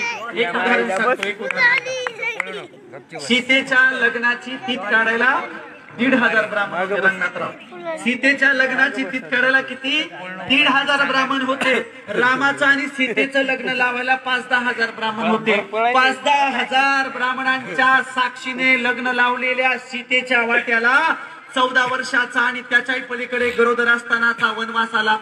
14 वर्षाचा वनवास भोगूनही घरी आल्यावर ज्या सीतेला गरोदर असताना जंगलात नेऊन सोडलं, त्या ब्राह्मणांच्या हाताने लग्न लावल्यावर जर सीतेच्या वाट्याला वनवास येत असेल तर तुम्ही आम्ही कोण? म्हणून ब्राह्मणाच्या हाताने लग्न लावून वनवास करून घेणे असता एखाद्या वारकऱ्याच्या कीर्तनकाराच्या हाताने लग्न लावलं पाहिजे. आणि म्हणून बिलकुल ब्राह्मणाच्या हाताने लग्न लावायचं नाही, बिलकुल ब्राह्मणाच्या हाताने वास्तुशांती गृह प्रवेश करायचा नाही. माझा प्रश्न आहे, ज्यांनी भाषण केले, कुणीतरी कधीतरी ऐकले का की शिवाजी महाराजांनी एका तरी किल्ल्याचा सत्यनारायण घातला म्हणून? किल्ल्याचा सत्यनारायण घातल्याची नोंद आहे का? शिवाजी महाराजांनी एकाही किल्ल्याचं भूमिपूजन केलं नाही, सत्यनारायण घातलं नाही. उलट शिवरायांनी एका किल्ल्याचं नाव सिंधुदुर्ग दिलं. आपल्या सिंधू संस्कृतीशी नाळ जोडून देणारा राजा आपला होता. सिंधू संस्कृतीशी, हडप्पा मोहनजोदडो संस्कृतीशी नाळ जोडून देणारा राजा होता. आणि शिवरायांनी बिना बामणाची लग्न लावली. शिवाजी महाराजांनी बिना बामणाचे विधी केले. शिवाजी महाराजांनी मूर्तीची स्थापना बिना बामणाची केली. आम्ही पण ठरवलं पाहिजे ग्रह प्रवेशाचा कार्यक्रम बिना बामणाचा, सत्यनारायण घालायचं नाही, लग्न बिना बामणाचं, तरच तुमच्या घरात सुख शांती नांदेल. तुम्ही म्हणाल तुम्हाला सांगायला जाते काय? तुम्ही स्वतःच बोला, मी माझं लग्न स्वतः बिना ब्राह्मणाचं सत्यशोधक पद्धतीने केलेलं आहे. मला बिना ब्राह्मणाचं लग्न केल्यावर माझा संसार सुखानं चालू आहे. मला 2.5 वर्षाची एक मुलगी आहे. माझ्या घरामध्ये माझं चांगलं झालेलं आहे. बिना ब्राह्मणाचं लग्न झाल्यावर कुणाचं काही वाईट होत नसतं, उलट चांगलं होत असतं. त्याचं उदाहरण मी आहे. आणि म्हणून असा आपल्याला आज अनेक संकल्प करायचे आणि चांगल्या पद्धतीने जीवन जगायचं. तुकोबऱ्या सांगतात, आभक्त ब्राह्मण करो त्याचे तोंड काय त्याशी रांड प्रसवली, वैष्णवचा आंबार धन्य त्याची माता शुद्ध उभयंता कुळ येती. बघा, शिवाजी महाराजांनी अफजल खानाचा कोथळा बाहेर काढल्याच्या नंतर प्रतापगडाच्या पायथ्याशी शिवाजी महाराज अफजल खानाला मारून तंबू मधून बाहेर येत असताना शिवाजी महाराजांवर एक वार झाला. शिवाजी महाराजांच्या उजव्या भुईवर आयुष्यभर एकच जखम होती. शिवाजी महाराजांच्या उजव्या भुईवर तंबूतून बाहेर येत असताना तलवार लागली. शिवाजी महाराजांचा 0 टोप खाली पडला आणि तलवारीचा वार झाला. कुणी वार केला? कुठल्या मुस्लिमांनी नाही केला, आदिवासींनी नाही केला, दलितांनी नाही केला. या देशात जे स्वतःला हिंदू धर्माचे धर्म प्रतिनिधी म्हणतात त्या ब्राह्मणांनी शिवाजी महाराजांच्या कपाळावर तलवार चालवली. कृष्णाजी भास्कर कुलकर्णी, ज्याचं जी म्हणून इतिहासात उद्गार काढले, अशा कृष्णा भास्कर कुलकर्ण्याने शिवरायांच्या उजव्या भुईवर जखम केली. शिवाजी महाराजांनी दुसरी तलवार हातात पकडली. कृष्णा भास्कर कुलकर्णी म्हणतो, महाराज मी ब्राह्मण आहे आणि ब्रह्महत्या पाप असतो, ब्राह्मणाची हत्या करायला तुम्हाला जमत नाही, तुम्ही माझ्या तलवार चालू शकत नाही. शिवाजी महाराज म्हणाले, कुलकर्ण्या अरे तू कोणाच्या धर्मग्रंथातलं सांगायलास? ब्रह्महत्या पाप हे तुमचे धर्मग्रंथ झाले, आमचे नाही. माझे गुरु जगतवंद्य जगद्गुरु तुकोबाराय सांगतात, काय महिमा वर्णू आता सांगणे किती, कोटी ब्रह्महत्या मुख पाहता जाती. अरे 1 कोटी ब्राह्मणांची हत्या झाली आणि एकदाच विठ्ठलाचं तोंड पाहिलं तर सगळं पाप धुतलं जातं, हे माझ्या गुरुनं सांगितले. कुलकर्ण्या तू तर पाहिलाच आहेस. आणि म्हणून कृष्णा भास्कर कुलकर्ण्याची खांडोळी जागीच केली. तुकोबारायने सांगितलं होतं, शिवबा एखादा कुलकर्णी कापल्या तर सोडून द्यावं. 1 कोटी ब्राह्मणांची हत्या झाली तर विठ्ठलाचं तोंड बघायला या, रोज विठ्ठलाच्या दर्शनाला जायची. आणि म्हणून ब्रह्महत्या पुण्य असतं, शिवरायांनी सिद्ध करून दाखवलं. ब्रह्महत्या पुण्य असतं, तुकोबारायांनी सिद्ध करून दाखवलं. आणि म्हणून शिवरायांचा तुकोबारायांचा वारसा घेऊन घरादारात चांगल्या पद्धतीने जगता आलं पाहिजे. तुम्हाला लहान मुलांना एक गोष्ट सांगतो बघा, निर्लज्जाची. मी निर्लज्जाची गोष्ट काय सांगायलो, आपण समारोपाकडे जाऊ. काय सांगायलो, इथून गेल्याच्या नंतर काहीतरी जीवनात चांगलं वागावं म्हणून. नाही तर निर्लज्जाचं कसं असतं, त्याला किती बी सांगा, ते या कानाने ऐकते, दुसऱ्या कानाने सोडून जाते, करायचं तेच करते. बघा ऐका रे, लहान मुलांसाठी एक निर्लज्ज तिजोरी फोडायला गेला. तिजोरी संध्याकाळी मध्यरात्री एक जणाच्या घरात बसला, तिजोरीवर मोठा हातोडा मारणार, तोच त्याला तिथं बाजूला एक पाटी दिसली. पाटीवर लिहिलं होतं, तिजोरीवर अवजड वस्तूंचा प्रहार करू नये. तिजोरी मोडली, तुटली, फुटली तर तिचा परत उपयोग व्हायचा. ज्याला वाटलं मायला चांगलंच आहे की राव, कशाला ठाकाठोकी करायची मध्यरात्री. मग पुढं लिहिलं होतं, असं करा, इथं लाल रंगाचं बटन दिलंय, ते दाबा म्हणजे तिजोरी आपोआप उघडेल. चोराला वाटलं चांगलंच आहे. मग चोराने काय केलं, लाल रंगाचं बटन दाबलं, टॉय टॉय वाजलं आणि पोलीसची गाडी आली आणि पकडून घेऊन गेली. आता गप्प बसाव की नाही, चोर होता निर्लज्ज. पोलीसवाल्याला म्हणतोय, आपली लय दिवसाची इच्छा होती पोलीसच्या गाडीत पुढच्या तोंडाला बसावं. पोलीसवाले म्हणले, याला पकडायचं गेलं कोणीकडे, म्हणले किती निर्लज्ज गाडीत बसायला मरमर करायला. पोलीसवाल्याने पुढच्या तोंडाला बसवलं. एक पोलीसवाला म्हणाला, लय दिवस झालं शोधत होतो, आज रंगे हात सापडला, बोल तुझं काय मत आहे, आम्ही तुला रंगे हात पकडला. हे म्हणलं, आपला तर माणुसकीवरचा विश्वासच उडा आहे. जगात काय माणुसकी नावाची गोष्ट असते की नाही? अहो माणुसकीनं तिजोरी फोडली नाही म्हणला, बटन दाबलं म्हणला, पकडून न्यायले, काय माणुसकीच राहील नाही म्हणून. हा निर्लज्ज बाजारात गेला. बाजारात एक बाई जांब विकत होती. जांब विकताना गर्द्यातून हात घातला, जांब खात खात निघाला. काय करावं, त्याला वाटलं बाईनं बघितलं नाही. बाईनं पाहिलं होतं, मागूनच कॉलरला धरला, उताना पाडला, बेदम मारला. बाजारात असा मारला. बाजूला लोक जमले, हिची चप्पल तुटली, तुटलेली चप्पल दिली फेकून. आणि जांब विकायच्या जागेवर बाई बसली, याच्या भोवती लोक जमले होते. त्यातलं एक जण म्हणला, मूर्खायस का रे म्हणला, 2 रुपयाच्या जांबासाठी इतका मार खाल्ला. अरे 2 रुपये दिले असते काय बिघडू लागलं का? मग हे वर तोड कर म्हणते. मग काय झालं म्हणलं, तिची बी चप्पल तुटलीच की म्हणला. मार खाल्ल्याचं काही नाही, चप्पल तुटल्याचा आनंद. हाच निर्लज्ज एका जाडदूरबाईच्या घरात गेला. जाडदूरबाईच्या घरात अंधारात चोरी करताना चुकून रेडूचं बटन दबलं. रेडू चोर चालू झाला. काय करावं, बाईनं रंगे हात पकडला. अशी बाई जाड होती, त्याच्या छाताडा बसली. मग छाताडा बसली तर बसली. नौकरला म्हणाली, नौकरा जा रे बाबा पोलीसवाल्यांना घेऊन ये. नौकर पोलीसवाल्यांना आणीच ना, अंधारात काहीतरी शोधायला लागला. बाई म्हणाली, तू का जात नाहीस, पटकन पोलीसवाल्यांना बोलवणार.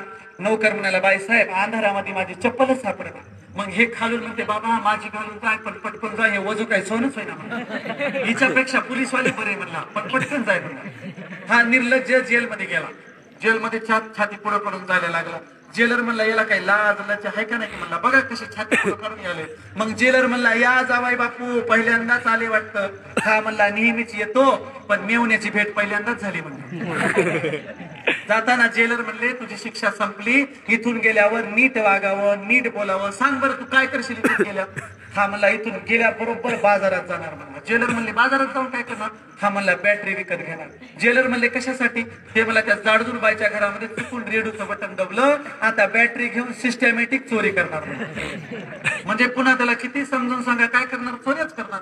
म्हणून अशा अनेक अखंड हरिनाम सप्ताह होतात, अनेक शिवजयंत्या होतात. आमच्या घरादारामध्ये आमच्या डोक्यात प्रकाश पडत नसेल तर निर्लज्जासारखंच झालं की नाही? आणि म्हणून निर्लज्जासारखं वागायचं नाही, चांगुलपणाने घरादारामध्ये वागायचे, चांगुलपणाने कार्यक्रम करायचा, चांगुलपणाने आम्हाला एकमेकांना समजून घ्यायचंय. जुन्या महिला इथं नाहीत, सप्त्यामध्ये असतात बघा जुन्या महिला.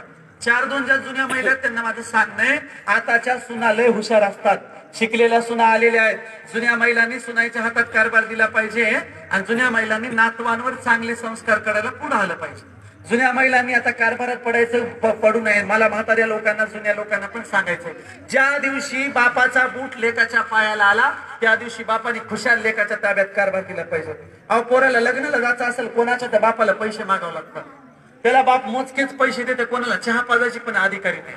इतका अनेक घरादारामध्ये नातू होईपर्यंत लेकराच्या हातात कारभार देत नाही. अरे देऊन टाका ना कारभार, काय बिघडते का, काय आहेतच किती शेत उरलेत आम्हाला. आणि म्हणून जुन्या लोकांनी नव्या लोकांकडे कारभार दिला पाहिजे, सासवांनी सुनाईकडे कारभार दिला पाहिजे.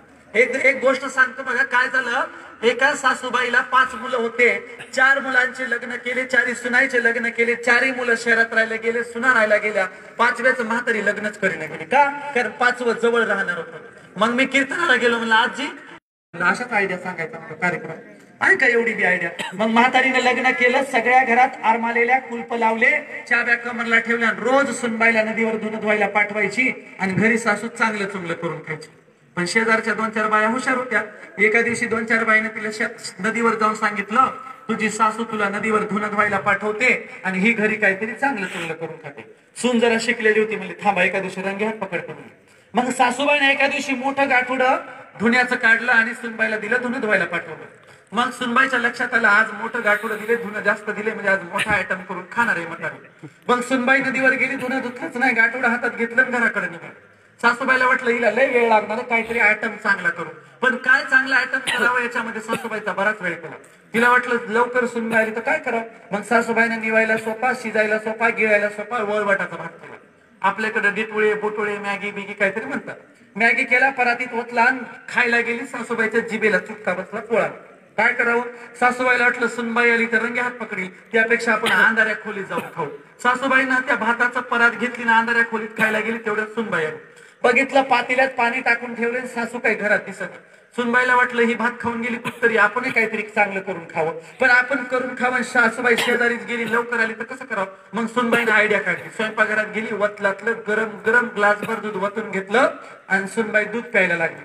पेताना चुकून तिला तो पितळाचा ग्लास पोळाला आणि चटका बसला तिच्या जिभेला दुधाचा. मग सुनबाईला वाटलं एवढं ग्लासभर गरम दूध काही संपन्न, आपण अंधाऱ्या खोलीत जाऊन दूध पिऊ. मग सुनबाई पण अंधाऱ्या खोलीत निघाली. आता अंधारातल्या माणसाला उजेडातलं माणूस येताना दिसतं. सासूबाईला सुनबाई येताना दिसायली, पण सुनबाईला काय माहिती या खोलीत डंगरी जाऊन बसली. मग सासूबाई मागे सरकायला लागली, सुनबाई बेल धडक जायला लागली, सासूबाई मागे सरकायला लागली. सुनबाईचा चुकून चौकटीला पाय अडकला, रप दिशा अंधाऱ्या खोलीत पडली तर पडली. तिच्या हातातला चुकून दुधाचा ग्लास सासूबाईच्या परातीत सांगला. दोघीचे भांडणं झालं. सासूबाई म्हणाली तू इकडे, कोणीकडे. सुनबाई म्हणाली तू इकडे, कोणीकडे. सासूबाई म्हणाली मी माझी मोठी आहे, पहिला मान माझा असतो. सुनबाई तू सांग इकडे कोणीकडे. सुन लय शिकलेली होती, हुशार होती, म्हणली आत्याबाई तुम्ही कोरडाच भात खावला म्हणून दूध घेऊन आले. आणि बरोबर म्हणली बघा की परातीत सांगलं. आणि म्हणून सुनाईचं सपादत, सासवाईचं सपादत नाही. सासवाईने आता विनाकारण सुनबाईला त्रास देणे, घराघरात भांडणं करणे बंद करावं आणि आता चांगल्या पद्धतीने जिजाऊ सारखी सासू व्हावं, 8 सुनांना सांभाळून घेणारी सासू व्हावं. आणि म्हणून सांगावं तेवढं कमीच आहे. आपण आचरणात काय आणतो, काय घेतो हे समजून घेतलं पाहिजे. शिवाजी महाराजांच्या जीवनचरित्रातल्या अनेक घेण्यासारख्या गोष्टी आहेत. माझ्या अगोदर भाषणात अनेक छोटे छोटे मुद्दे येऊन गेलेत. मी संपूर्ण भाषणामध्ये पुनरावृत्ती होणार नाही याचा प्रयत्न केला. बघा, शिवाजी महाराज गेल्याच्या नंतर पहिल्यांदा या देशात शिवाजी महाराजांची समाधी कुणी शोधली?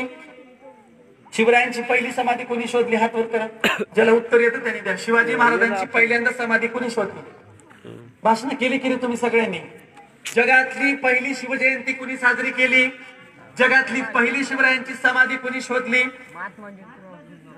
ज्यांनी उत्तर दिलं त्यांच्यासाठी टाळ्या वाजवायच्या जोरदार. बघा, रायगडावर शिवाजी महाराजांच्या समाधीच्या आजूबाजूला प्रचंड झाडं वाढली होती. पुण्यामध्ये शिवाजी महाराजांच्या बद्दल उदो सुरू झाला, घवघवा सुरू झाला. पुण्यातल्या ज्योतिराव फुलेंनी कॉन्ट्रॅक्टदार असणारा श्रीमंत माणूस पुण्यातून रायगडाच्या पायथ्याशी गेला. 5 दिवस शिवरायांची समाधी शोधायला लागली. 5 दिवस समाधी शोधली, 3 दिवस झाडं तोडायला लागली. झाडं तोडली. झाडं तोडल्याच्या नंतर शिवरायांच्या समाधीवर फुलं वाहिली. शिवरायांच्या समाधीवर ज्योतिराव फुले नतमस्तक झाले. खेड्यातला पाचाडचा ग्रामभट बामण वर आला. बामण वर आला, शिवरायांच्या समाधीवर नाचला, फुलं लाथना उधळून लावली. शिवरायांच्या समाधीवर नाचून बामण म्हणतो, अरे ज्योतिराव फुले तू शूद्र आहेस आणि तुझा राजा सुद्धा शूद्र आहे. एका शूद्राला दुसऱ्या शूद्राची जयंती साजरी करता येत नाही. फुलेंना राग आला. फुलेंनी बामणाशी भांडण केले. सांगितलं, अरे बामण्या, रायगडावर शिवाजी महाराजांच्या समाधीची पूजा केली तुला चालत नाही. तुझ्या समोर शपथ घेतो, या शिवाजी महाराजांचा वारसा जगाच्या कानाकोपऱ्यात नेला नाही तर नाव राष्ट्रपिता ज्योतिराव फुले क्रांतीसूर्य ज्योतिराव फुले सांगणार नाही. रायगडावरून शिवाजी महाराजांचं दर्शन घेऊन फुले पुण्यात आले आणि जगातली पहिली शिवजयंती कुणी साजरी केली? फुलेंनी साजरी केली. मामा परमानंद नावाच्या माणसाला शिवजयंतीचं अध्यक्ष केलं, बोलवलं. मामा परमानंद म्हणाले, मी अध्यक्ष होतो पण मला शिवाजी महाराजांवर बोलायला माहितीच काही नाही, शिवरायांवर पुस्तकच नाही. ज्योतिराव फुलेंच्या लक्षात आलं, शिवाजी महाराजांचं पुस्तक लिहिलं पाहिजे. जगातला पहिला 1600 ओव्यांचा ज्योतिराव फुलेंनी शिवरायांचा पवाडा लिहिला. बघा, शिवरायांवर पहिलं पुस्तक, पहिली शिवजयंती आणि पहिली शिवरायांची समाधी शोधण्याचं श्रेय ज्योतिराव फुलेंना जातं. आणि म्हणून फुलेंनी शिवरायांचा वारसा चालवला. पुढं त्या ज्योतिराव फुलेंचा वारसा डॉक्टर बाबासाहेब आंबेडकरांनी चालवला. फुलेंनी ओळ लिहिली, मांग महार निंदा ठावे नाही व्यथा जाळा म्हणू ग्रंथा एकदाची. बाबासाहेब आंबेडकरांनी फुलेंची हेच ओळ उचलली. रायगडावर गेले, शिवरायांच्या समाधीचं दर्शन घेतलं. रायगडाच्या पायथ्याशी आले आणि फुलेंनी सांगितल्याप्रमाणे मनुस्मृतीचं दहन केलं. फुलेंच्या नंतर रायगडावरच्या शिवरायांच्या समाधीचा वारसा कोणी चालवला? बाबासाहेबांनी चालवला. नंतर मगाशी मी सांगितलं, अण्णाभाऊंनी शिवरायांचा पवाडा गायला, अण्णाभाऊंनी वारसा चालवला. विवेकानंदांनी वारसा चालवला, भगतसिंगांनी वारसा चालवला. जगाच्या कानाकोपऱ्यात सगळ्यांनी शिवरायांचा वारसा चालवला. आता जाताना मलाही तुम्हाला सांगायचंय, आपण सगळेजण शिवरायांचा कुठल्या ना कुठल्या मार्गाने वारसा चालवूया. शिवाजी महाराज म्हणजे आज काय झालंय, कुठल्या तरी क्षेत्रातलं दैदिप्यमान नाव म्हणजे शिवाजी. कुणी साहित्यातला शिवाजी व्हा, कुणी वक्ता म्हणून शिवाजी व्हा, कुणी लेखक म्हणून शिवाजी व्हा, कुणी IAS व्हा, कुणी IPS व्हा. कुठल्या तरी क्षेत्रातलं इमानदारीचं सर्वोच्च नाव म्हणजे शिवाजी. भ्रष्टाचार करणाऱ्याला शिवाजी म्हणता येणार नाही. आणि म्हणून तुम्ही आम्ही कुठल्या तरी क्षेत्रातलं चांगला शिवाजी होऊ. शिवाजी म्हणजे काय? बुलबुल के पैरों में कभी बाज नहीं होते, कमजोर और बुजदिलों के हाथों में कभी राज नहीं होते, जिन्हें आदत पड़ जाती है झुककर चलने की, उनके सरों के ऊपर कभी ताज नहीं होते. आणि म्हणून कोणाच्या समोर लाळ गळायची नाही, कोणाच्या समोर झुकून चालायचं नाही. ताठ मानेने जगायला शिवरायांनी शिकवलं. आणि म्हणून कुठलाही राजकीय नेता आला तर त्याच्या समोर लाळ गाळू नका बिलकुल. राजकारण्यांच्या नेत्याच्या पाया पडायचे धंदे अगोदर बंद करा. राजकारण्याच्या पाया पडायला ते काय तुमचा बाप लागून गेला का? आणि म्हणून पाया फक्त कुणाच्या पडावं? नंबर 1 मायबापांच्या पाया पडावं. नंबर 2 शिवरायांच्या समोर नतमस्तक व्हावं, शिवरायांची प्रेरणा घ्यावी, महापुरुषांच्या समोर नतमस्तक व्हावं. काल परवाच्या टिंपाड आयऱ्या गैऱ्या नेत्यांच्या पाया पडणं अगोदर आम्ही बंद केलं पाहिजे. आणि म्हणून कुठल्याही नेत्याच्या आम्ही पाया नाही पडायचं. तुकोबारायांनी सांगितलं होतं, शिवरायांनी सांगितलं होतं, त्या पद्धतीने हा वारसा चालवायचा. जाताना शेवटचं सांगतो, आपल्याला खेडी वाचवायची. बघा, खेड्यापाड्याचा मसनवाटा करायचा कार्यक्रम सुरू झालाय. खेड्यापाड्यांना मातीत घालायचा कार्यक्रम सरकारकडून सुरू झालाय. सगळ्या योजना शहरांच्या साठी असतात. देशात 100 मेट्रो सिटी उभ्या करणं चालू आहे. 100 मेट्रो सिटी साठी वाळू कुठून येणार? आमच्या खेड्यातून वाळून येणार. 100 मेट्रो सिटी साठी पाणी कोणाच्या धरणाचं नेणार? आमच्या शेतकऱ्यांच्या धरणाचं पाणी नेणार. आणि 100 मेट्रो सिटीत राहणार कोण? अदानी, अंबानी, अमिताभ बच्चन, सचिन तेंडुलकर, लता मंगेशकर राहणार. म्हणजे आमची वाळू नेणार, आमचं पाणी नेणार, आमच्या शेतकऱ्यांची जमीन घेणार आणि त्या 100 मेट्रो सिटीत यांच्या दलाल लोक राहणार. आम्हाला बिलकुल मंजूर नाही. आणि म्हणून आमचा समृद्धी हायवेला विरोध आहे, 100 मेट्रो सिटीजला विरोध आहे. शहरांमध्ये मेट्रो ट्रेन आणणं, बुलेट ट्रेन आमचा जाहीर विरोध आहे. आणि खेड्याची डेव्हलपमेंट करा ना. खेड्यात येऊ दे की तुमची एखादी मेट्रो ट्रेन. खेड्याचा विकास करत नाहीत आणि शहरामध्ये दाटी वाटीत शहर वसून तिथे पुन्हा पुन्हा मेट्रो रेल्वे बोगदे बिगदे सगळं आणतात. आम्हाला मान्य नाही. आणि म्हणून मित्रांनो, खेड्याची किती वाईट अवस्था झाली. एकाच वेळेला तुमच्याकडे 4 पाहुणे आले तर पाहुण्यांना झोपायला कुठं न्यावं हा पहिला प्रश्न असतो. का? कारण बाहेरून लय मोठा म्हणतो, फलाण्या पाटलाचा वाडा, बिस्ताण्या पाटलाचा वाडा. पाटलाचा वाडा म्हणून तोंडाला थुका येतो. पण त्या पाटलाच्या वाड्यात वाटण्या करून करून 3-3 खणाची जोडणी राहिली. बाहेरून दरवाजा मोठा, सगळ्यामध्ये वागायला एक दरवाजा असतो आणि मध्ये एका वाड्यामध्ये 5-5, 6-6 कुटुंब. एका वाड्यामध्ये आमच्या गावात 16 कुटुंब राहतात. 16 कुटुंब नावाला पाटलाचा वाडा, मधामध्ये 2-2 खणाची 3-3 खणाची जोडणी पण राहील नाही. अशा वाड्यामध्ये हे 4 पाहुणे एकाच वेळेला आले तर पहिला प्रश्न असतो, झोपायला कुठं न्यायचे? मग कोणाच्या शेतात, कोणाच्या पारावर, कोणाच्या ढाळजत नाही तर उघड्यातच पाहुण्याला झोपायला. बरं, शेतात पाहुण्याला झोपायला नेलं तर लांबच्या पाहुण्याला रग पांघरायला, जवळच्या पाहुण्याला गोदड पांघरायला, आणि हे जवळ पांघरून तसंच झोपी जात. पुरत सुद्धा नाही काही. बरं, पाहुणा सकाळी उठला, तर पाहुण्याला ज्याला त्याला ज्याच्या त्याच्या कंपनीचं संडासचं टमरेल, कोणाला एंडोसल्फाईडचं, कोणाला रोगरचं, हातात संडासचं टमरेल देता येईल म्हणते मोकळ्याचा, म्हणजे गावाच्या बाजूची जमीन जणू काय याच्या बापाचीच आहे म्हणते मोकळ्याचा संडासचा. पाहुणे संडासून येईपर्यंत लेकराला दुकानात पाठवायचं. हा लेकराला दुकानात पाठवून काय सांगायचं, डायरी म्हणायचं 1/2 किलो साखर, 2 पतीच्या पुड्या आणि 1/2 किलो पोहे घेऊन ये. लेकरू अर्ध्यातून ते बाबा पैसे म्हणते जाय मांडून टाकायला सांगित की वाईट कंडिशन. आणि इकडे तर घंटाभर नाव घ्यायला लागते फलाण्याच्या घरचा, बिस्ताण्याच्या घरचा, आणि सगळा कारभार उधारीवरचाच 1/2 किलो मध्ये आणतंय. बरं मग पाहुणे आले, पाहुण्याला पोहे करते. पोहे कसे करायचे, बिना शेंगदाण्याचा कळणा. कळणा म्हणजे कळणा तर माहिती तुम्हाला, कळणा सांगितलं.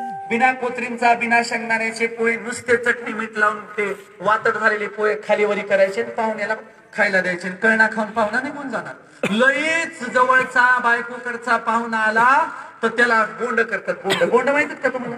शहरामध्ये हॉटेलात तळतात ते भजे, आणि खेडामध्ये कमी तेलामध्ये नुसता उंडा तळून काढतात, त्याला काय म्हणतात, बोंड म्हणतात. बोंड, ते बोंड असं करून बघा, त्याच्यात उंडा तसाच असतंय. मी बाप जर मी आम्हाला कधी भजे खायला मिळालं नाही, आमच्या पिढ्या बोंड खाऊनच जगत आलेले आहेत, आम्ही बोंडावरच आहे. आणि म्हणून अशी वाईट कंडिशन खेड्यापाड्यातली झालेली आहे.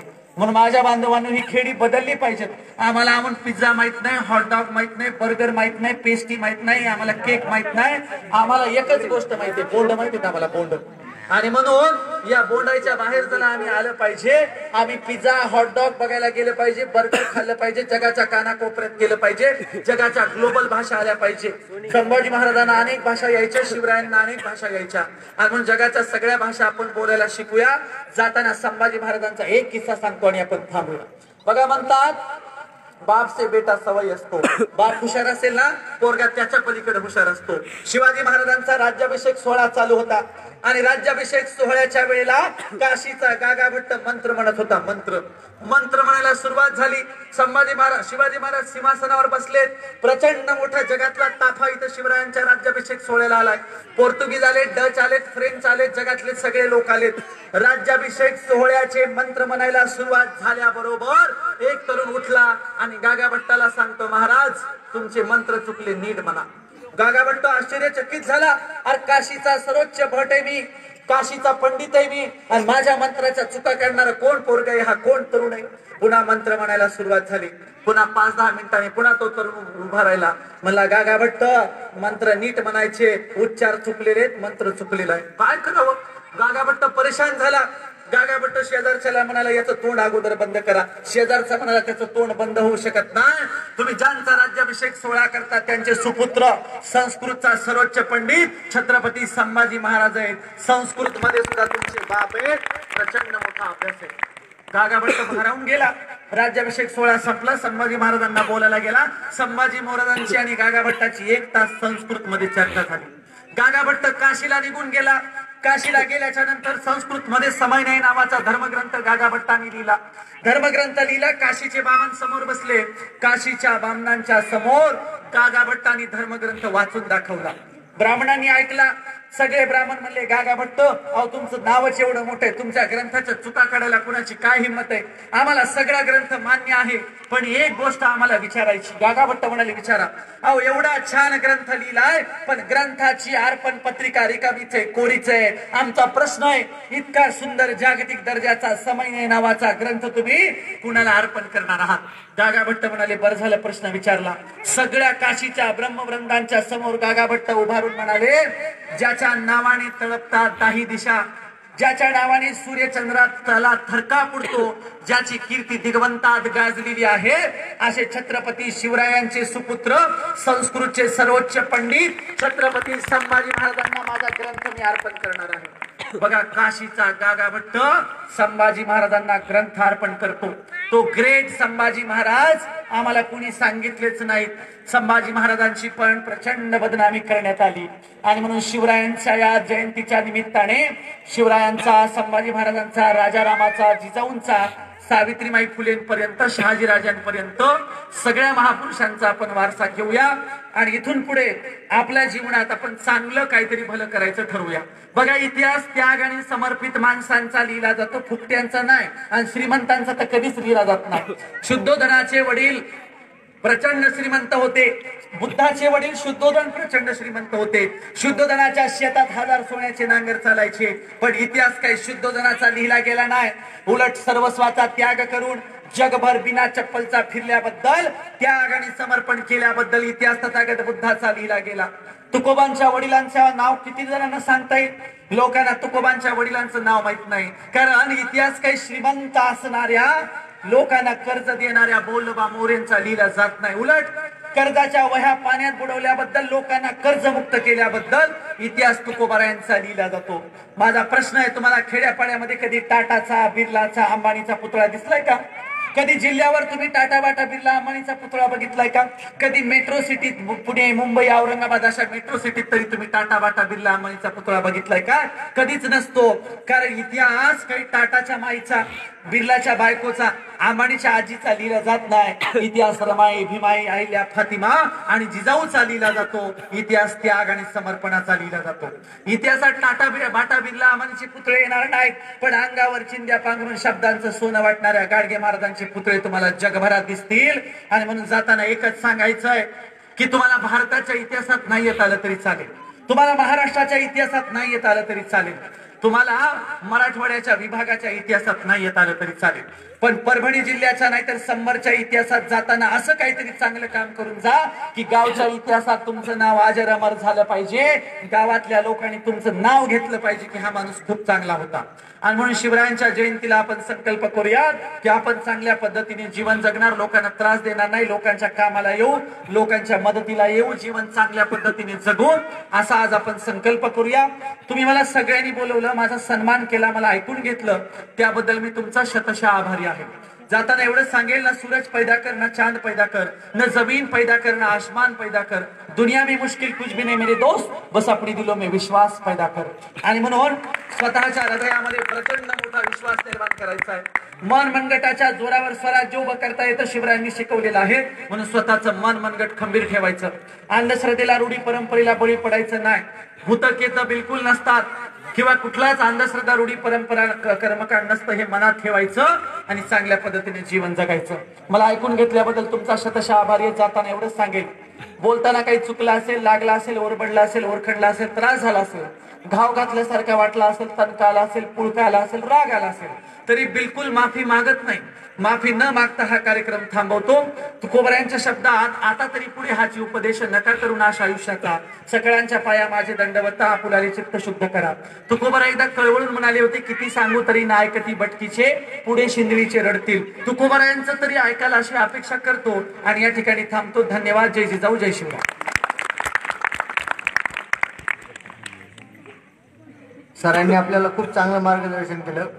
सरांना पण एक गोष्ट सांगून मी आश्वस्त करू इच्छितो की लढण्याचा इतिहास आमचा, लढण्याचा इतिहास आमचा, हारणे आमच्या रक्तात नाही. लढण्याचा इतिहास आमचा, हारणे आमच्या रक्तात नाही. जोवर मैदानात उभा मी, जिंकणे